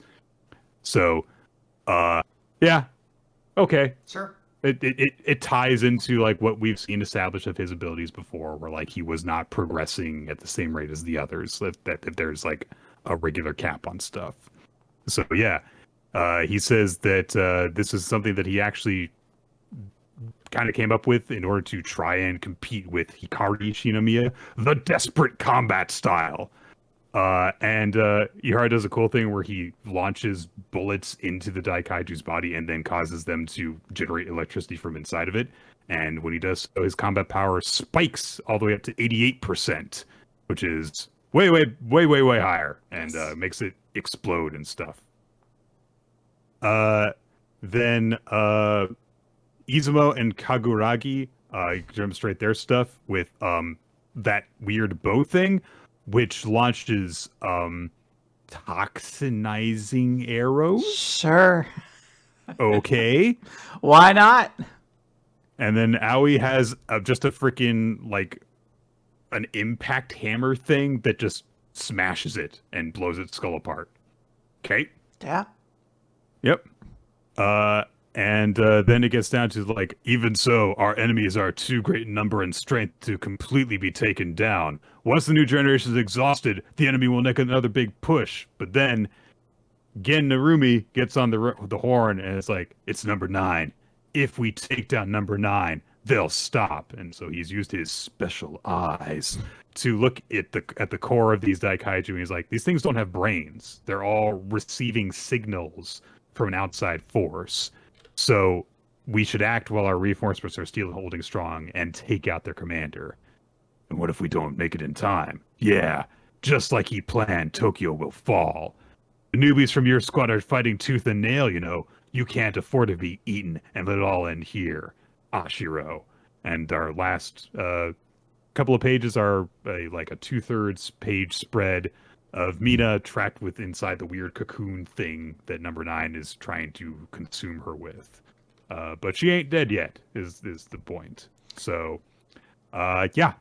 I'm trying to think of like the anime example of this, where you're like stuck in filler and you're just waiting, like the like tense plot point from before. Maybe like this is like Battle City, where like half of the crew was like My Valentine had just been like seemingly murdered, like sent to the Shadow Realm, and they just kind of like focused on her body. But like, what if every episode they're like, don't worry, once we finish beating fucking Lothar, the fucking legal guy, we'll get back and save you, Mai, and like close up on her. You're just like, just save her already. Like, I cannot keep dealing with like more delays. It is actively becoming obnoxious now. We've got to show how Kafka's old squad mates have grown, Quinn. And I like it, but like I don't know any of them. Like I have a little bit of affection for Haru, but not enough that I want a chapter devoted to his cool new fighting style. Like we could do that somewhere else or something. Yeah, like it's weirdly timed. Yeah, I'm definitely just at a plate of like, I want to see number 9 get his stupid face punched in. Let's get there already. When's the firework factory going to show up, Nick? They promised us. They promised. After everything was teased out just prior to this, of like, when is the hero going to come? Oh, it's Ichikawa. And now they're going to go save Ashiro. And now they're going to go save Ashiro. Now they're gonna go save Ashiro. Then now it's kind of like, come on, go do it. Let's move on though real quick to Eden Zero. This is chapter 276. Shiki's choice. Nick, Shiki makes a choice. 15 years ago, if you remember from the last flashback, Ziggy had made the 4 shining stars in the form of the 4 women he saw inside the shelter, because he's like, one of you has to be that kid's mom, right? It's not a sex thing. It's not a sex. He's like, it wasn't a sex thing. Make it very clear. I've just created memories for all of you. And you're an S&M master. You have mommy fetish. like, I just want you to know. I assumed that from where I saw you guys inside of that room. Like, I took one look at you. I was like, that's a dom right there. She's really into like giving mommy milker pets and stuff like that. It was like instantaneous. But he's like, yes, I filled them in with all of these memories. So they're sailing around. She's like, we've almost made it to Grand Bell. Oh, how I missed it. I hope everyone's doing well. And Ziggy's like, oh shit, I did a bad thing. He sucks so much. Look, I am not inherently against retcons. But if you're going to have a retcon, make it good. Like, this is so bad, because in order to fit it in, it makes Ziggy seem so awful. Because now the canon, as explained in these few pages, is Ziggy got uncomfortable being around these girls that he had lied to, but making up all these memories. And just was like, after 3 weeks, I give up. I can't be around them anymore. That sucks. You guys keep referencing things I made up. I feel so bad. Would you guys like to just all go your own separate ways and like kind of fuck off? Like, I won't watch it, so some of you might die, some of you may be abused by people, some of you will like wander into criminal organizations, and I won't keep track with that because this is the good thing to do after I've given you all artificial life. They also do ask, they're like, hey, why'd you make us look like humans? Like, why did you do all of this? And he's like, no questions. it's so funny. He literally, because it's just fucking Ziggy. He doesn't have a face. He's got his little robot mask. But there's just like a little speech bubble. He's like, I can't take this anymore. Oh my god. And he runs over. He runs over to like the little console and he's like, oh, hey, can you guys stop doing that on the other ship I asked you guys to build? This is a bad idea. This is a bad idea. Can you stop making artificial people that look like humans? Stop building those dudes I told you to build. And then, But sir, isn't it grossly irresponsible to give life to entire creations, give them an entire purpose for being, and then abandon them 3 weeks later? no, I can't handle it. Just do it. This thing happened? Was there like some sort of cataclysmic event where one of them was going to go rogue and go crazy in your presence? Like, no, it was just awkward. I just can't answer uncomfortable questions. I'll just This is awkward. I've actually realized I would rather run from my responsibilities instead of confronting. I could just tell them because I was immediately going to be caught in my lie if we showed up on that planet and they're like, oh, all of our old friends, and everyone's like, we've never met you before. But he contacts the Eden's One to be like, hey, stop building the Dark Stars. And this is where the Eden's One's like, sure thing. Like, parentheses, deception. There's no... I will certainly do that, Dave. There's no logic to it. This is the like reason for why the Eden's One turned evil is it did. So the explanation that follows is truly something. Yeah. Because the recapping of it, I guess. So we cut to present time, and Ziggy's like, I should have stopped you myself. But what's his name? Void is like, by then, the Eden's One had already gotten the ability to think, and after untold number of calculations, it arrived at a single conclusion. If it was going to wipe out the human race, all it had to do was destroy Mother. Why did it want to wipe out humanity? Why did it reach that conclusion? No. Hold on. Pause. Because Ziggy told them to stop building those boys.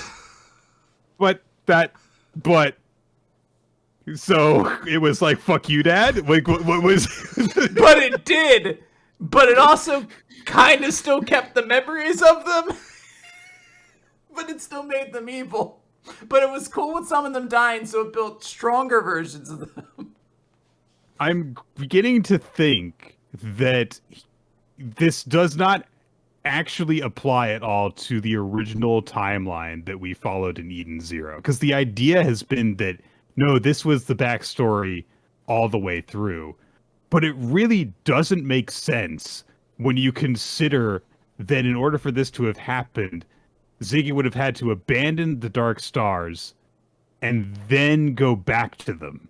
Yes. Like, there's a lot of mess here to deal with all of that. Also, there was like the whole thing that's like, oh, I made you the 4 shining stars who have access to Etherion, the ability that you can use in conjunction with like time jumping to travel through dimensions, and you all 4 have to be like permissible. But also, oh god, it's so awkward to be around you, so I'm just gonna send you guys all off in different directions so I don't have to deal with it. Ooh, awkward, sorry.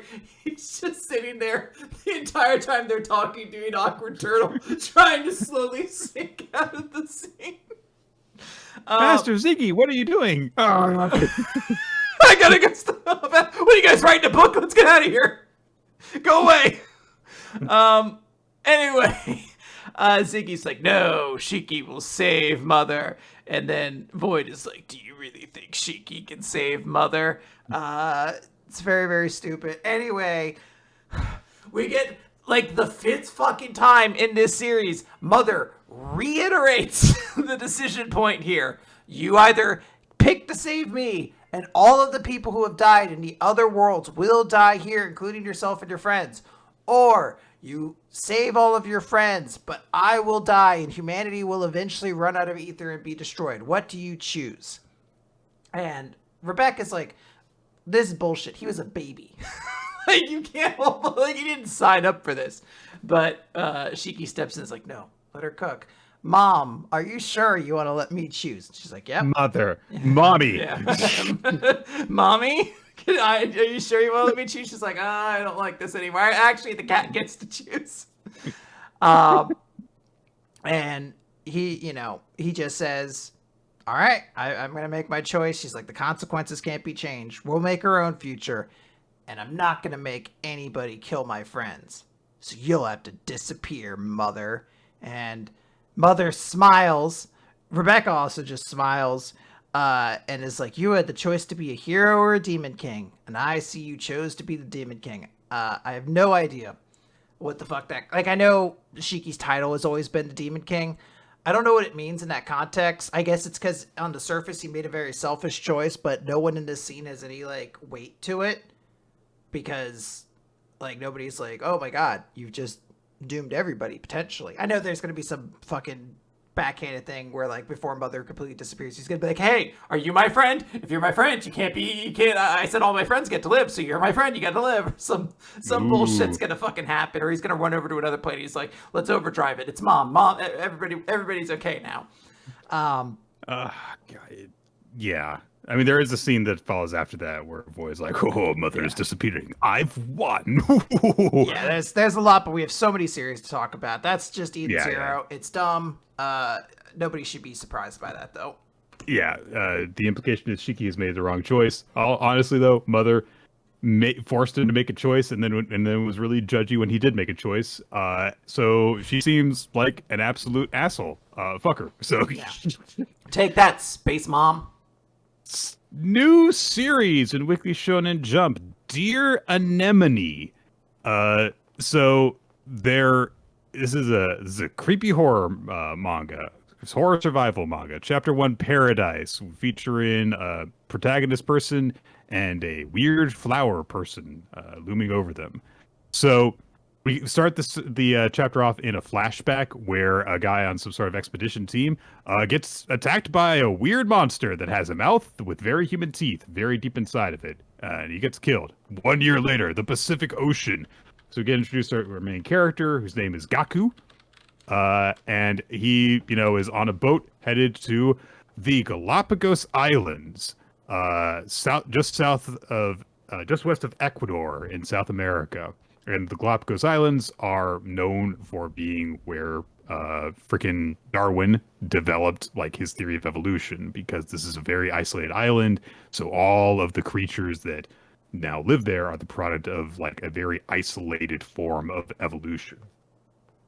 And they go over that, and they do have some very neat pictures of like, real world animals that exist and how bizarrely cute they are. And Gaku says like, oh, so this is down where Darwin came up with the theory. Yeah. And there's this older guy's place. I was like, oh, you know what you're talking about? No, my friend was really into biology. Oh, the kids these days suck. Okay. An older woman comes out to address all the people that are on the boat, and they say, okay, look, you're all going to be disembarking soon. And your mission here, the purpose of this expedition is for you to gather intel on the tragedy that occurred a decade ago. And it turns out that Gaku and the others are here because they've all got, for all their own reasons, they need to like earn money or some other type of thing. So they're kind of in this desperate situation where they're supposed to investigate what has happened here. Because 10 years ago, there was this spontaneous explosion which disseminated a toxic substance, an as yet unknown virus. And so the Galapagos Islands have become this lawless, untouchable jungle very suddenly. They sent out the government has sent out like military personnel and biologists and stuff, but of all the individuals that we sent, all of them died. Not a single one came back. And all their pictures get shown up, but during this presentation, Gaku recognizes one of the faces that is up there. So they say, like, look, you're going to be on this mission for a full month, and then we'll send another ship to retrieve you. Everyone, may luck be with you in the field. We start getting like little like introductions to people here and there. There is a very kind of fashionable young guy named Ryuichi who was nice to Gaku on the boat, helped him out while he was getting seasick and puking. So they're like, oh yeah, why are you here? It's like, well, I'm here for freaking cash. And someone's like, yeah, same for me. Feel like everyone's here for for the same basic reason. We all have like debt or some other circumstances that has caused us to be here for financial reasons. And they kind of look to Gaku and are like, why are you here?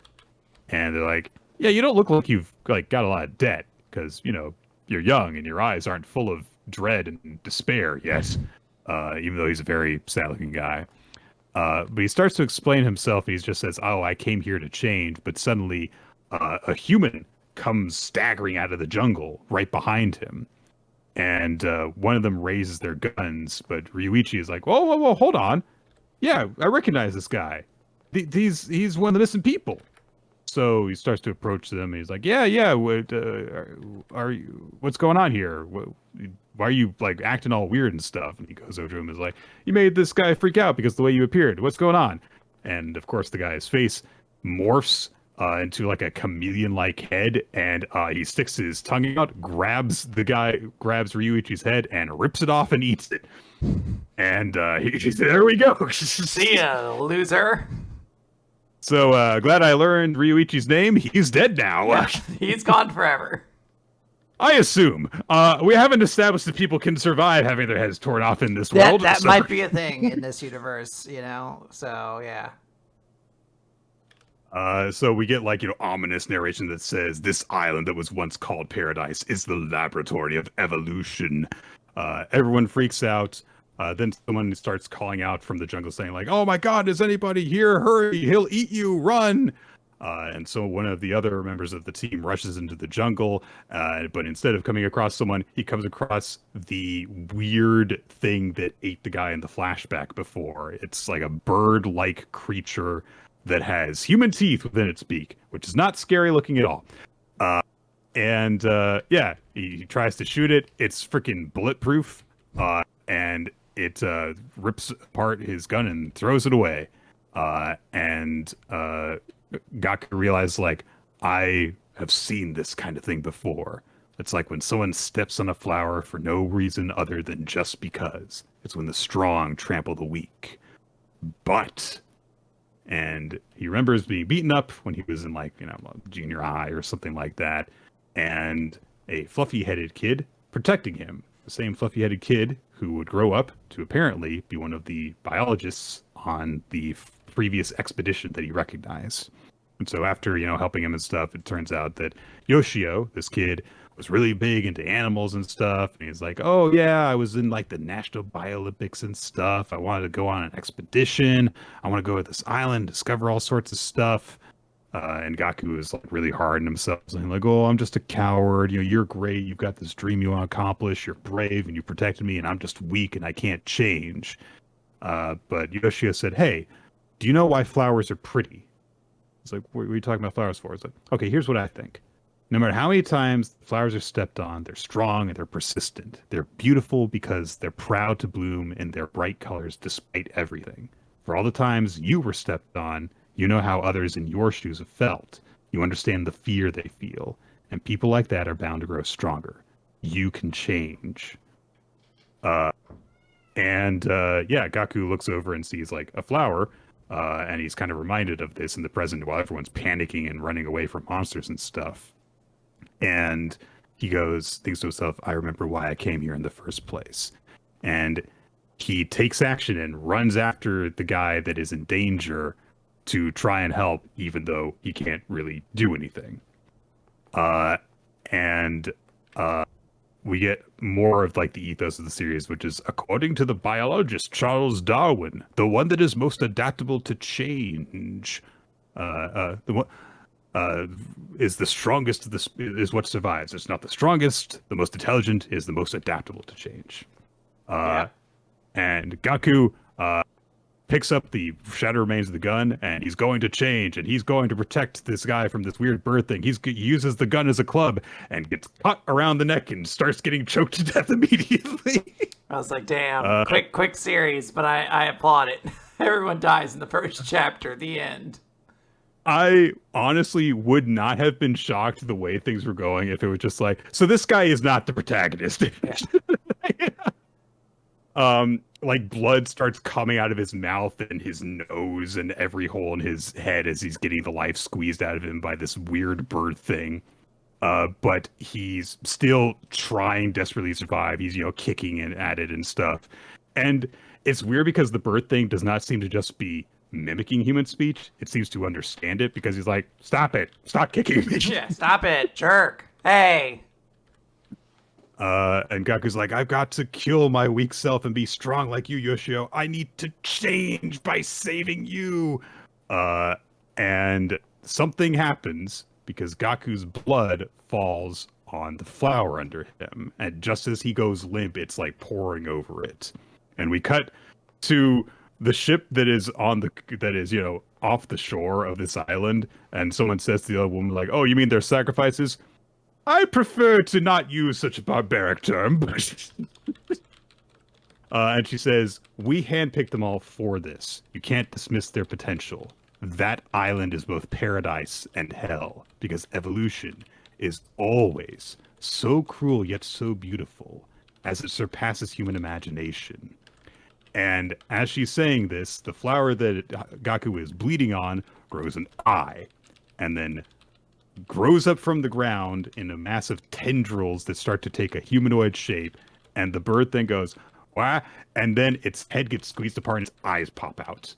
As the creature emerges, takes on a humanoid, somewhat effeminate shape with big kissable lips, and Gaku looks up and realizes it's the flower. And he remembers what Yoshio had referred to as before, an anemone. So we are in this now. It's island horror survival thing that seems to draw on a couple of different things that we have seen before, but there's nothing like this currently running in Jump. So yeah, I don't have we're behind on time, so I don't want to give a ton of thoughts. I definitely, as I read this, thought like, oops, I astro babied myself again. I read a Manga Plus series that's not actually a Jump series, and I was like, nope, this is a Jump series. Okay, this is it. Interesting. Yeah. I'll have more to say next time, but yeah, definitely a lot of Hell's Paradise kind of vibes going on here. Yeah. But we'll see. I mean, horror-related battle manga are definitely popular right now, but that might not necessarily be to the series' benefit, as there are quite a few of them running in Jump at the moment. It seems like we may have just had introduced a primary dynamic akin to Fabricant 100, which did not last very long. We'll see. I think the artwork in this is pretty good. We'll have a couple more chapters to gauge it. Yes. Greens, chapter 11. I found it! Haku is preparing for the upcoming tournament. He still can't putt. He's been trying all sorts of stuff, watching YouTube videos, trying all the different putters that are available at the driving range. Oliver's a lot more friendly with him now and is actually like offering him little bits of observation and advice here and there, including one which is like, hey, if you draw a line halfway down around the ball and then watch the way that the line moves when you hit the ball, you don't want it to wobble. If you hit it dead on, then it'll just, like leave a straight line after image when you hit it. And Haku does do this occasionally. He's like, it feels so good when you hit it straight and stuff. But yes, it does. But he's not consistent. And he's like, maybe it's just that I suck at putting. And he's also realized, like, the problem as well is that, like, with drivers and irons, like, you can feel everything when you have a putter because of the slow speed. I can feel every part of my body and how, like, when it's like out of place and stuff.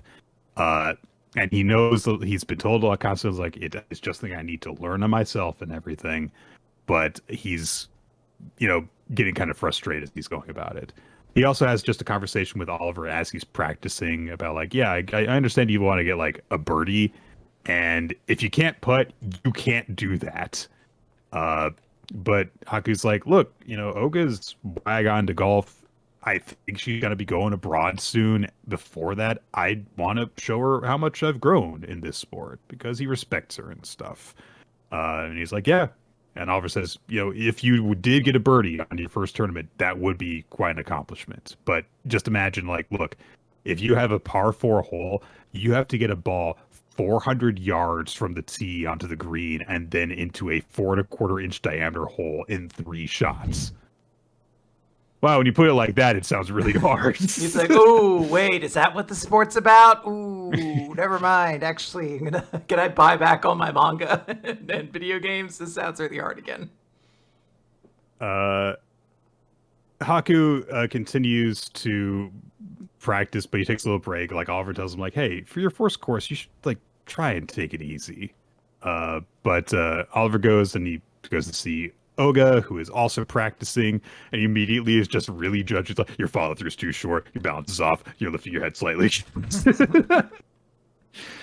But he points out, like, you're clearly overworking yourself. Like, are you gonna like run yourself ragged before you get to the States? And you don't look like you're enjoying yourself. And Oga says, if I could win just by enjoying myself, then I'd do that. Good line. Yeah. But he also says, like, hey, if you do overwork yourself, though, you're going to get tripped up by people who are enjoying themselves. For example, a beginner who's choosing his putter right now. Just like, what are you talking about? Nothing. Goodbye. I am not alluding to anything. Now I will mischievously disappear. Oga is like, all right, she's been clearly working really hard. She's hit like almost 400 balls in the driving range at this point. So she's like, all right, I need to clean up. She comes across Haku, who is practicing putting. And he's like, yeah, I'm trying to decide which putter I should use. And Oga's me like, is that Oliver Bastard saying that he might beat me? But she also realized, like, you're using like an antique putter, like a really classic one. And he's like, yeah, it's just kind of like thought that all putters I used to think all putters looked like this because it looks like a mini golf club, but there's all these, like modern ones too that are so cool. And she gives a little bit of backstory to it because, of course, she knows all this stuff about this putter and how it's called the bullseye and how it was popular back in the 40s and 50s, but it's just, it's faded out of style now. She says if it were still a winner today, I'd use it without hesitation. Just kind of nice to, like, she also has that sympathetic side to her too. It's just, but she denies it to herself to win. So she also says, hey, why not take a shot with it?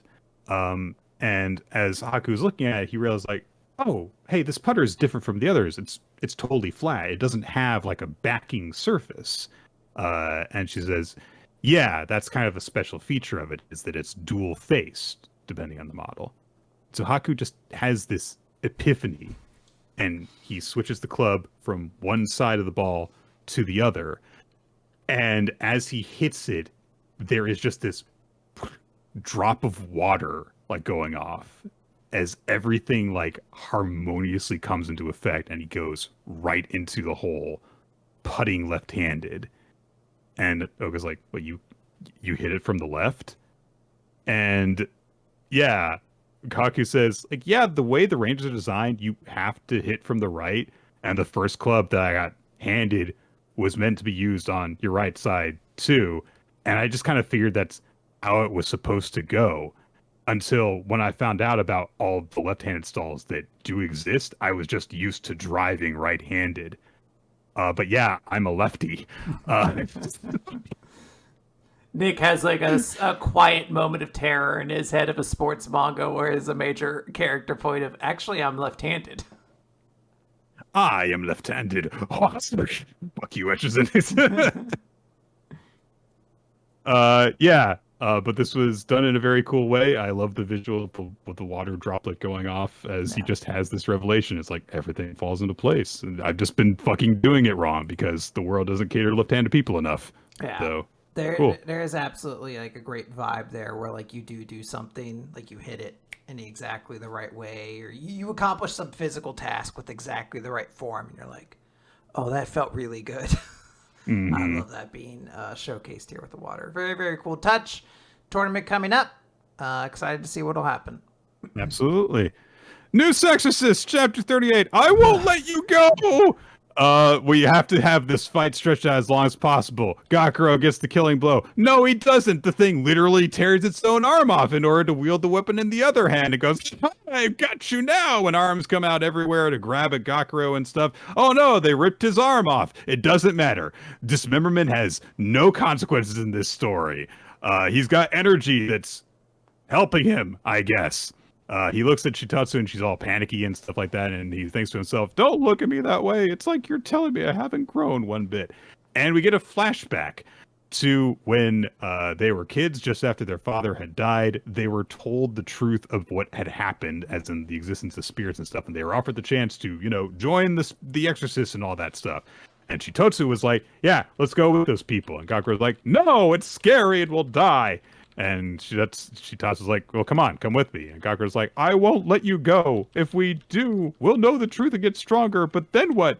Daddy still died after that. We're not going. And Shitatsu says, no, Dad was killed and he protected us and we couldn't do anything. He was dying and we were powerless. Are you fine like that? We have to do this together. Say we'll go together. And she starts beating him up, and Gakuro's like, no, let's stay here together. And she pushes her away, and she's just like, all right, fine, you done it. Now, you're a coward who smiles like an idiot when you're being bullied, and you push me, so bring it. If you win, we'll stay here, and if I win, we're doing as I say. Fight, children, fight! Fight! Kill each other. Bring each other nothing but misery. We don't see the rest of the fight, but Shitatsu somehow manages to succeed in breaking Gakuro's arm. Good job, kid. This was a heavy fight. Gakuro's still like, no, I'm not gonna give up until you give up. Just like, why are you like this? If you came with me, you just end up dead. And she just like fully knocks him out, and he wakes up in the hospital. Shitatsu decided to leave him behind because, like, she was like, fine, you've proven yourself too weak for all this. And so Gakuro blames himself because, like, if only I had beaten Shitatsu back then. If only I had beaten up my 8-year-old sister back then. If only I had beaten up my little sister more. I could have been one of the strong boys. Given half the chance, I would beat up a child. If only I could have knocked out that baby girl even more. I'd be one of the strong boys now. They'd be talking about me. So he's like, this is, we realize like he was weak and caused all this to happen. He let his sister, be separated from him because he was too weak. So he won't lose anymore. I won't back down and leave Shitatsu to defend for herself. And the memories cause some sort of like power boost. He blocks this big attack from the big spirit by blocking it with his sword. And he's like, let Shitatsu feel like that ever again. That's my duty to fulfill as her big brother. His sword shatters, but he has managed to block the blow. And then, dark energy swirls around him. And he has reconnected with Nue, who appears before him and says, I shall give you 3 paths to choose from. Cool. Can't wait. I know this is a thing that like legitimately Akane-banashi did like only like 4 months ago or something like that. Yeah. But it's so much less interesting here of like, will you make the right choice, Gakuro? Like, who gives a shit? I don't care. Also, yeah, it feels like every time Gakuro... It also feels like literally every time Gakuro fights now, he's got to get some sort of upgrade. Yeah. Like, we can't ever establish a status quo with what his powers are because they're too boring. Yeah, this is Bleach Core, Nick. Every time Ichigo fights, he needs to either get a power up or lose. Yeah. It's honestly like at least the stuff between him and Shitatsu in this flashback is something. It still makes him look pathetic, but it's something. Yeah. Super Psychic Policeman Chojo! The cat hunting senior police officer. No, don't hunt cats. That's bad. Are you sure? I the got drunk one is- right here. Does anyone? Good hunting, Quinn. Good hunting. He's fine. I need to make it very clear. He just fell. He's fine. Look, I'll show you. He's fine. I need everybody to know he's He just- perfectly okay. He's just in cat shame mode where he's like, no one was supposed to No, see that. no. I didn't fuck up. I didn't broadcast my fuck up to the entire internet. Anyway, the drunk guy from the first chapter is here, and immediately I'm like, oh no, they're gonna run this joke into the dirt immediately, aren't they? He's pathetic and no one wants him to be around, and so he's hanging out at the police station instead. Some like judgmental cool girl shows up as well and is like, my cat's missing. So she's got a cute cat with big eyes that they need to go and find and stuff. But she's very judgy towards them while it's happening. They do some really bad poop jokes. That's all I remember from this chapter. Is it's like non-stop poop jokes. There's a lot of pages that are just poop jokes, and then eventually Chojo turns to Ipongi and is like, I need you to become catnip. And it draws a bunch of cats towards them, and then he uses her as a weapon as well to like fend them off. The drunk guy shows up again, and then Chojo uses him as a way to catnip and also fight off the cats as well. And eventually they do actually get the freaking cat back to its owner, and she's very grateful to them and stuff. And then it turns out she's got to be part of the recurring cast because I guess this series needed an actual straight man to be around these people. And then the drunk guy is like, I guess I don't belong here anymore, and he walks off like the Incredible Hulk. That's the chapter. No, there's like a little thing that says he came back the next day, just so you don't when he shows up in chapter. I know it's gonna be the last chapter you'll ever read this series, but I just want you to be prepared. It's not chapter 3, so I know. Well, that's what I'm saying. In chapter 3, that character will show back up again. So presumably, this was a step down from the first chapter for me, and I already was not high on it. So this one just had a bunch of poop jokes that I did not care for, and honestly, it's not shocking for this type of series. So oh well. This is the nuance of myself, the duality of man. The poop jokes did not work on me. Shameful, embarrassing, absolutely pathetic. Had they been fart jokes, I might have been falling out of my chair laughing. So I need to be very clear. The barrier, the line is thin. But this wasn't it, Chief. At least the absurdity of them trying to track a cat down by farts would have been something. Like, but yes. It's just, no. I mean, you do actually track animals. Anyway. 2 on Ice, Chapter 20, Temptation of Christ. This is the most Catholicism we have gotten in like any manga we have recapped. Like all of these Christ metaphors and stuff with Sora. So I unconsciously genuflected as I was reading this chapter. I was like, I'm back in mass. We get a little bit of background into Franz Liszt, a composer who composed the piece of music that Sora performs to in this chapter. Après une lecture du Dante Fantasia Quasi Sonata. I did not take French, so I don't know if I pronounced that correctly. The point is that it's basically a story about the descent into hell that Dante takes in Dante's Inferno. I actually did look up this piece of music to listen to it. It's weird. It's very like discordant and is supposed to deliberately evoke like really weird demonic images and hellfire and stuff.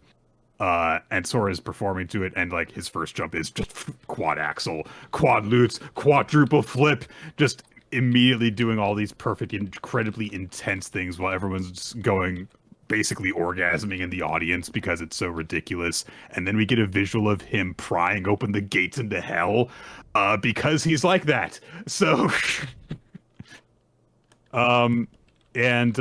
there is narration that says even the light of hope cannot reach the pits of hell. This is all because, and I quote, "You've been traumatized by a woman, haven't you?" Yeah, somebody's like, bro, who hurt you? He's like, "What? How did you know?" And the best He's like, "I part can see it." is like it seems to be subconsciously it was probably Kisara at some point when you're Right. like, you were children. Like you were children. you were really letting this fucking girl turning you down or something like that when you were fucking like 11. Everyone else in the world's problem. And not only did you like make that in your entire existence, like I am the snake that devours the world, sent by Satan to tempt Adam and Eve and all this shit. Not only all that, but also you decide to crush her dreams before leaving to do all that stuff. Sora's such a great villain. He's so awful. And so the entire point of this performance is just to reiterate Sora's whole thing that, like, you know, beauty comes from suffering and stuff, and how he's been hurt by his own beauty somehow. Isn't art truly about transcending what's morally right? In hell, I offer myself up to a devil called art that twists me into a beautiful form. So extra and stupid.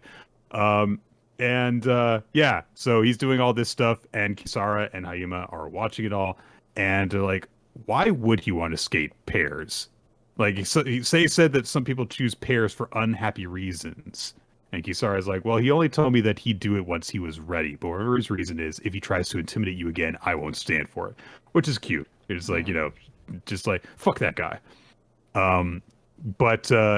Yeah, so they say that, like, the women's voices don't sound like cheers and shouts so much as the screams of death, which is probably terrifying on a scale like that, just to hear, you know, thousands of women going, ah!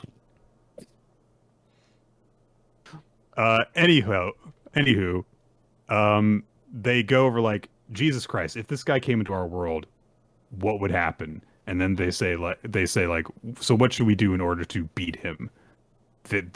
I want to do a performance that isn't like his performance in order to beat him. And Kisara agrees, and they're like, okay, yeah. And as Sora stands up on stage, because of course he won the gold, he thinks to himself, I'm ready now. So, yeah, the final clash is coming.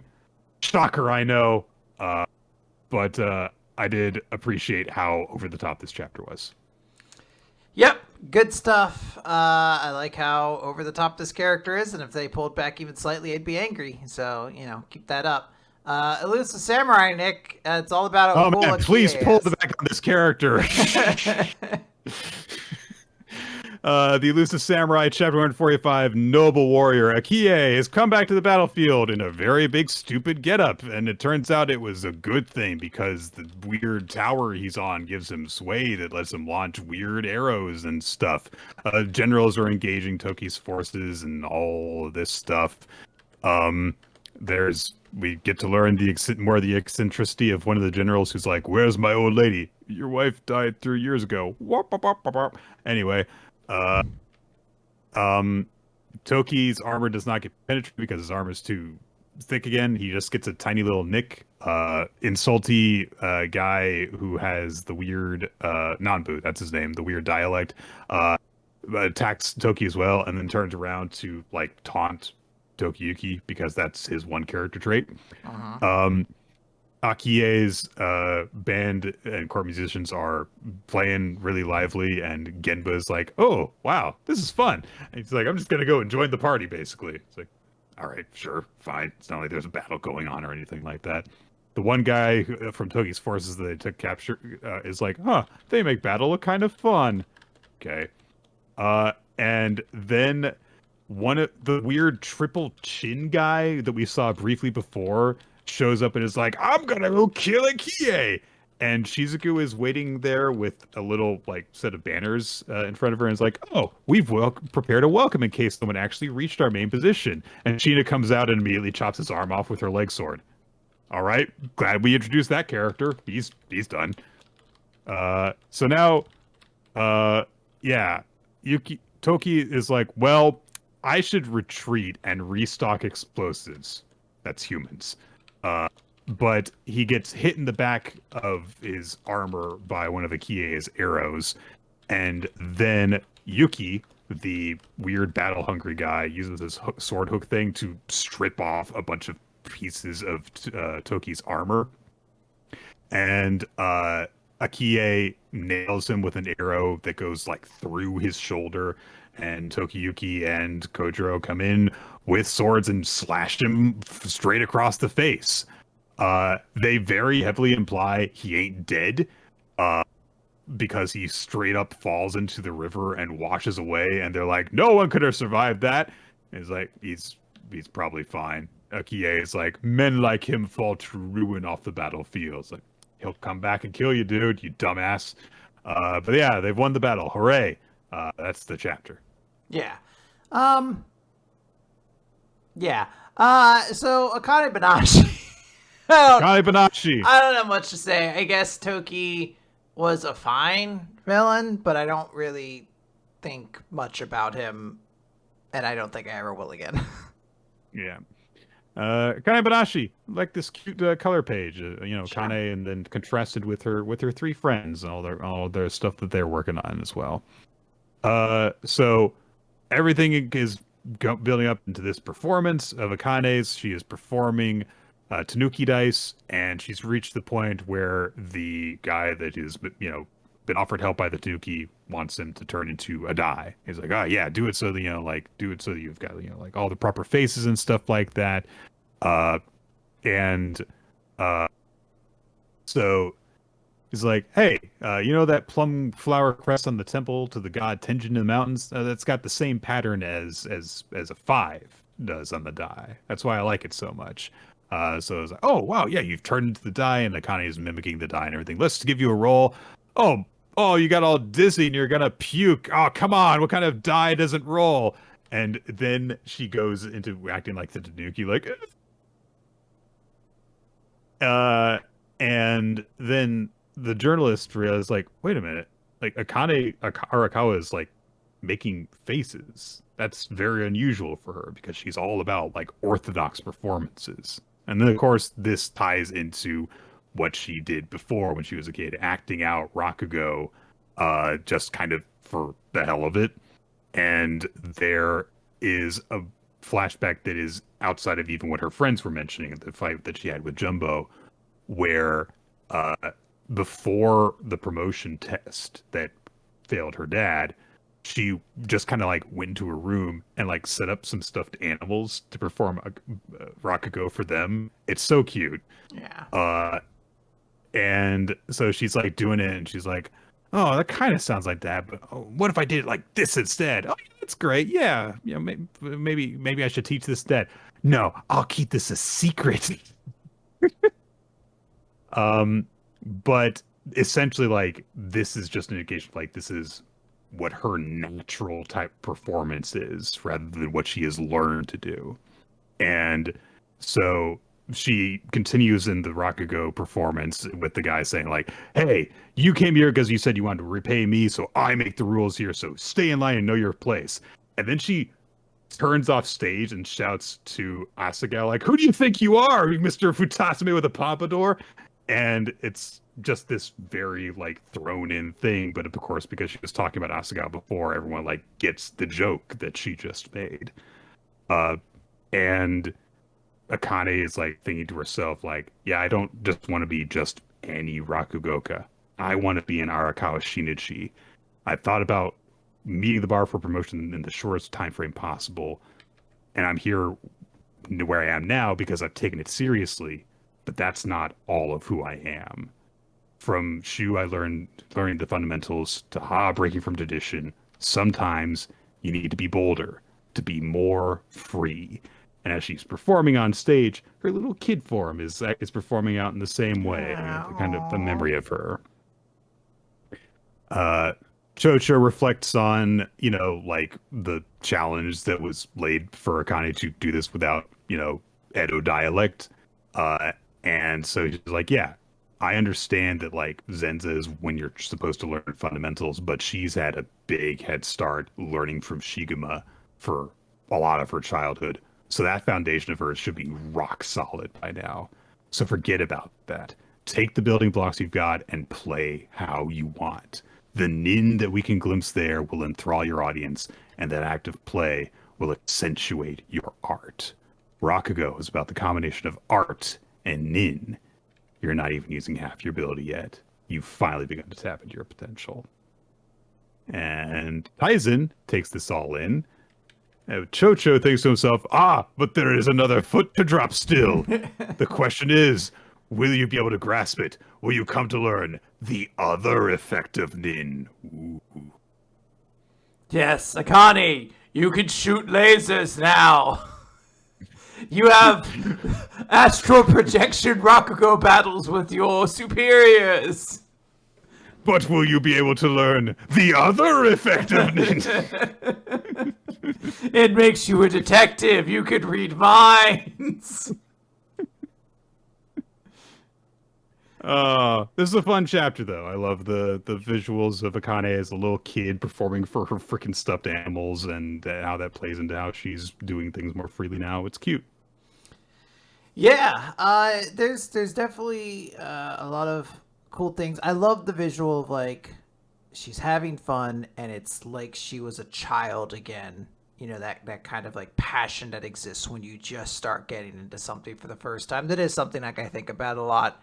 Is like, oh, like we just talked about Pokemon, like that, like, oh man, remember when I first played Pokemon and like that joy that comes along with it? There's something like it's just there's that irreplaceable thing. So like her channeling that on stage, I think is like a great touch. I'm honestly a little like surprised to be like, what can really top that? Because that's such, I feel like a universal, like, you know, powerfully effective moment that I'll be very curious what like the crescendo to all this is supposed to be. Because I'm assuming she's not supposed to fall on her ass here. No, I hope not. And we're 2 weeks from chapter 100, so we'll see if that's a big thing. Very true. Now, Nick, do you want me to get started on One Piece? Because unfortunately, this is one of those One Piece chapters where we cut like 17 fucking times. So. Yeah, good luck. I've been looking for you is the chapter title. Yeah, chapter 1107. I've been looking for you. We even get a title page where Beppo is going to fuck Law up by pouring hot water down a tiger's mouth. So... all right, I didn't know Beppo was kind of yandere, but he is apparently. It seems like he is, yeah. So we open with Dory and Broggy, the blue and red ogre, who are here. They're like, let's smash a bunch of ships. Also, Omo and Kashi are there. I vaguely recall these two characters from before. But Marines are basically like, what the fuck? Why are these guys back? As they're, we get a little giant pirate crew kind of 2-page spread, and the giant pirates are fucking things up, basically. Were they from Enos Lobby? Okay, very long time ago then. We see that Usopp is watching this all happen through a pair of binoculars that for some reason have a crosshair through the visual. I legitimately thought he was going to snipe one of them at first. I was like, oh, Usopp, this is a bad call, my guy. But instead, Usopp is crying because his masters are here. He hasn't seen them in so long, but that was a moment where he got really inspired, and he's so thankful. He's like, I was so worried we might make it all the way to Elbath and never see them. Like, this is really good. We get a little refresher on who these characters are, in case you forgot, because it has been, like, 15 years since a lot of this stuff was even relevant. Actually way longer than that. So yeah, more than that. Yeah, almost 20 years probably. But they realize that around there, they realize that the giants are attacking the Navy ship, so they have to be on our side. They must be here to help, basically. Somebody asks, like, how did they know what was happening here? And they're like, it's a major news story because the Marines are attacking an island, so news travels fast, basically. But they're not here to wage war. They're here to break us out. And Usopp's crying. He's very excited. Brooke gets on the line and is like, "Oh, is that not me? It's me." And she's like, "Where are you now?" He's like, "Oh, we're almost there. We'll be passing through in a moment." And he's just sipping tea. He's just real relaxed about this. As again, their ship is skidding uncontrollably down the ice. And they have no idea how it stops. Lilith slaps him in the back of the head and gets on the line. Is like, hey, this idiot doesn't have an idea on how to stop, so we're going to sail straight off the island and get destroyed by the laser grid right now. Jinbei, we cut over, and he is using his little levitation powers of the boots to like fly around. He's like, oh, sounds like a lot of ruckus is going on. We should be ready to leave at a moment's notice. You hear that, Zoro? We should be ready to leave at a moment's notice. You shouldn't be fighting right now, Zoro. We cut over to Zoro in his fight against Lucci, which I swear it has felt like 100 chapters since we last visited this. It's felt like an eternity.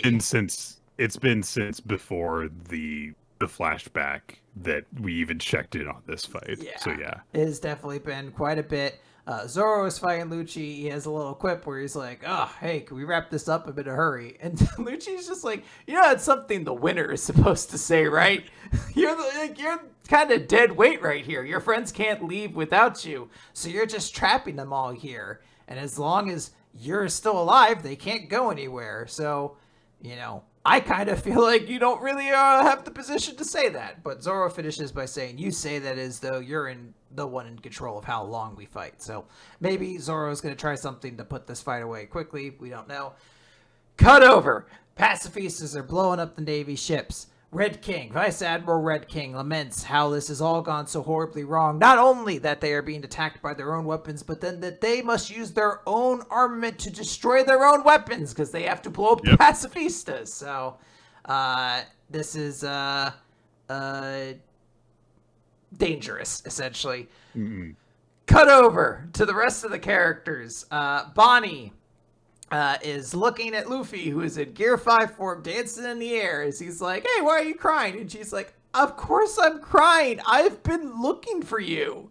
And Luffy's like, what do you mean? We've been hanging out together the whole time. And she's like, but I didn't know you were Nika. And he's like, what's a Nika? What's Nika? Yeah. By the way, that punch you threw was pathetic over there. And she's like, I wanted to hit him with a rubber punch just like you have. Show me how to do it. In fact, hit this guy. This guy sucks. Please hit him. What? I don't suck. I just, separate people from their loved ones and bring up children purely to torture them because I get off on it. I don't suck. You suck. He does have Saint Saturn as a quick like, no, you're all stupid insects and no reason why you're worthy of death. And Luffy's like, no, there isn't. Okay, Bonnie, I'll punch him for you. Does a big wind up. I think he winds up so much he hurts himself.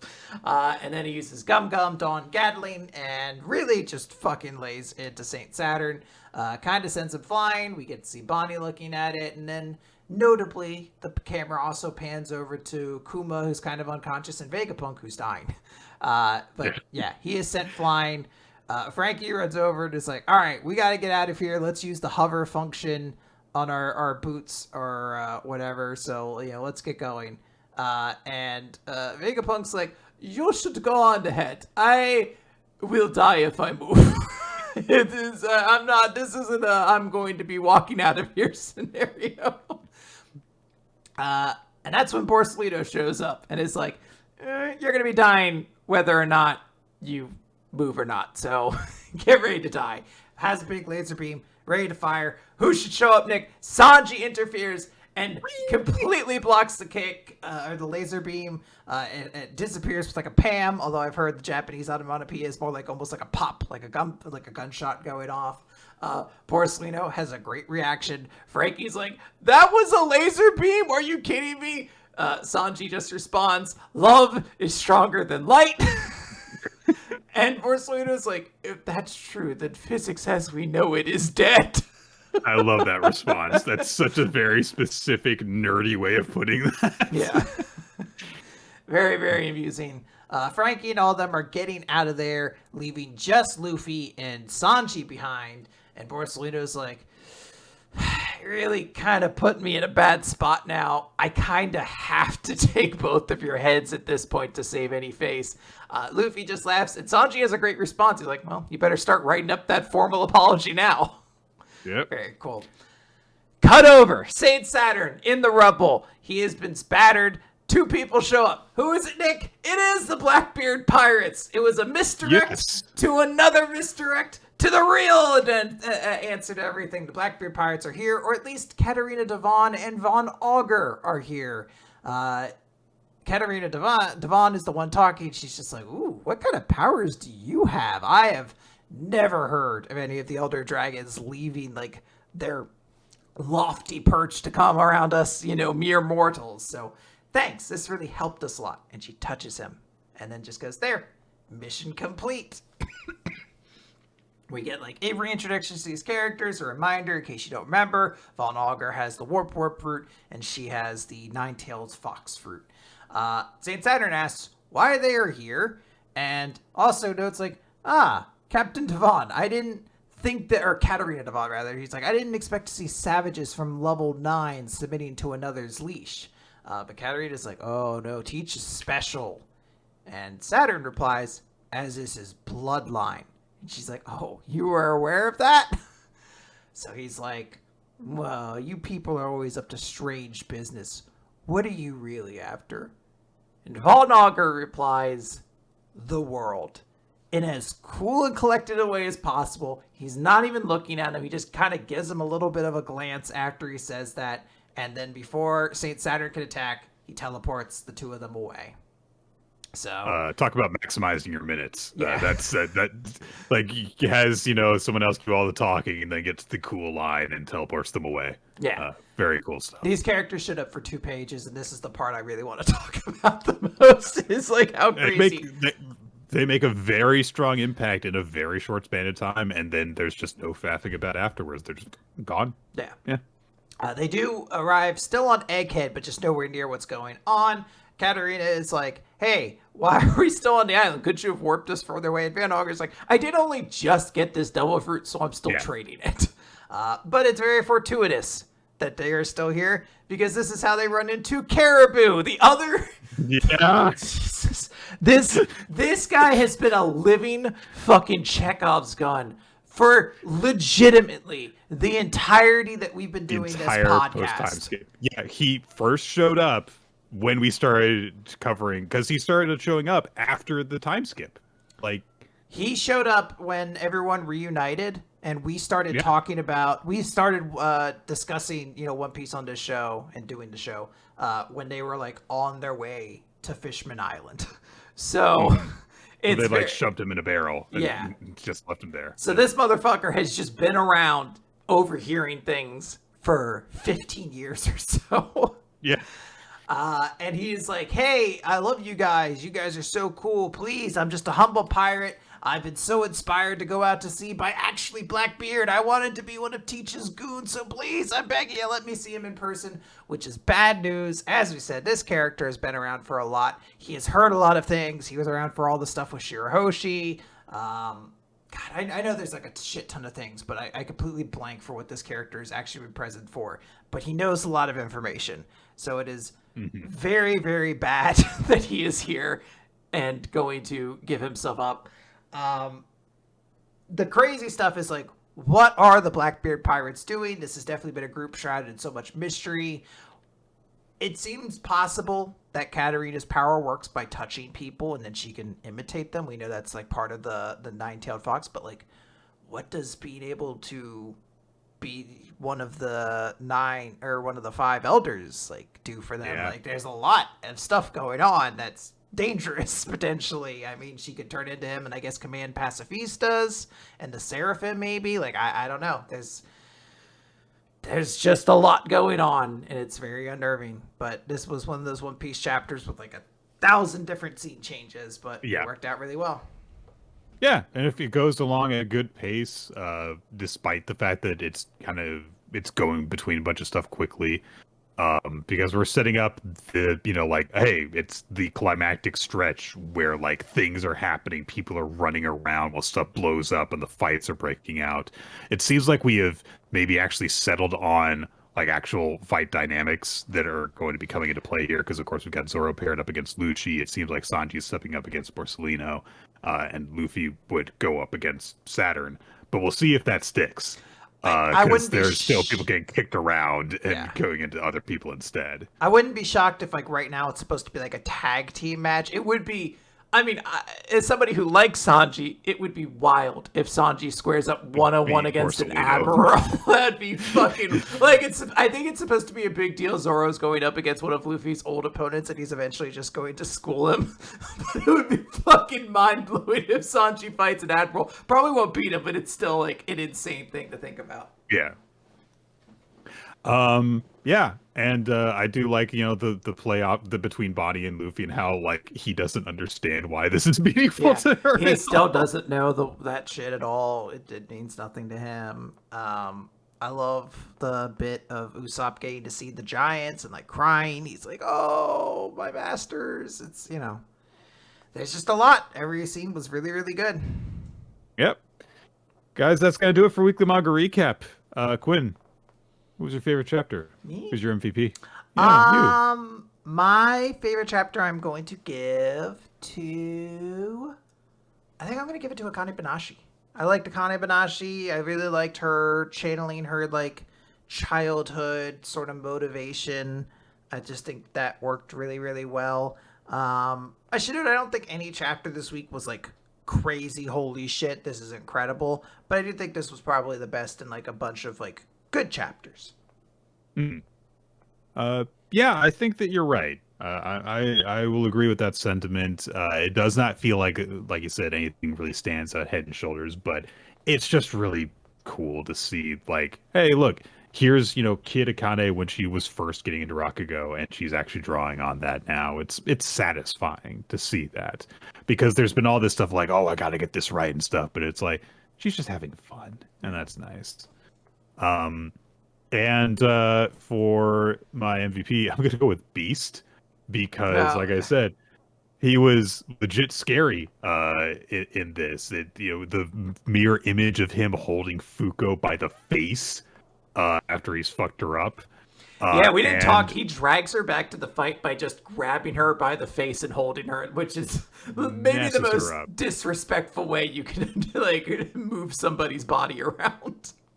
And, of course, the speech that he gives about how it's like, look, everything that God has done, everything, single rule, it's just to fuck with humanity, because fuck you. Yeah.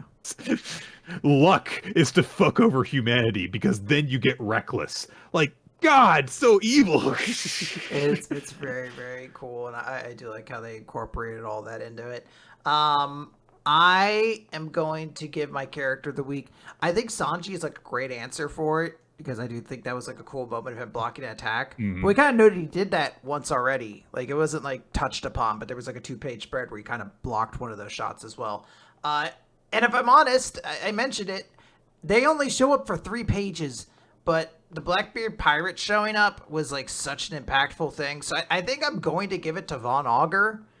Literally just for his line of like, he doesn't say anything else really, but just being asked, what do you guys want? And his response of the world in that way was so fucking cool. Yeah. Sometimes all you gotta do is drop the one line and you look like a total badass. That's why they have wrestlers do it, is because they know that, like, hey, if you just say the one cool line and you say nothing else, then everyone thinks like he only says cool things. Yeah. And it fucking works. So I totally understand that. Sure. Yeah. The audience, by the way, picked Akane-banashi as the chapter of the week, and then Sora from 2 on Ice won character of the week, which makes sense. Totally get that. Yeah. All right, guys, that is going to do it for Weekly Manga. Also tied with Sanji, I believe. I had to scroll a little bit further along. Okay. It'll be Quinn's pick for a recommendation next. But we'll have that for you later, it seems like. Oh, wait, no. I think I did decide this. Hold on. I just need to double check. Yeah, okay. I just need to check something real quick. Okay, well, I'll do the rest of this then. We record the show Wednesday evenings at around 7:30 to 8 Eastern time. And you can also check us out on our Discord. It'll be linked wherever this gets posted, so you know exactly when the stream goes live and when we start getting things going. You can also check out weeklymangarecap.podbean.com for all the audio recordings of past episodes of the show. YouTube.com/weeklymangarecap for video versions. And we're also in podcast feeds like Spotify and iTunes and that kind of stuff. The video versions of the show feature an opening sequence by Malajack Stillitz and Lizdale Cheddar, and occasionally title cards. by Steve Man, whose artwork you can check out by just searching for Steve Man Art. There is a Google Doc which contains all sorts of information associated with the show, as maintained by Ninja X3i. Thank you for helping us out with that, and for also all the other little bits that help us with our bad organizational skills keep track of, basically. Yes. If you would like to help support the show, we have a Patreon, patreon.com/weekly manga recap, where you can get bonus content. We have plans for bonus recording in the not too distant future, and we recorded a couple of episodes that went up in January, including a WMR Lives and a buddy chat. So you can check that kind of stuff out. Yeah, we will have a new episode, a tier list episode, actually coming out very, very soon. So stay tuned for that. Nick, can I ask you what you would prefer to read right now? Okay. Would you prefer a semi-long battle manga by an author we've touched on before, or would you like to read what I believe is sort of like a romantic comedy? Question mark. I truly don't know exactly what the tone of this series is, but I've gotten kind of vibes. I'll take the box, Quinn. Let's go with this one that we don't know exactly what it is. All right, so I originally picked this because it became available on the Shonen Jump website, but I found out it's only actually the first volume is available on the Shonen Jump website. However, I believe we still can read it all through Manga Plus, which, as long as you don't forget, like, you don't stop halfway through a chapter. Right. That is why we are going to be discussing, I don't know how else to, like, lead up to it. Marriage Toxin, Nick. All capital letters, all one word. Marriage Toxin. Oh, dear.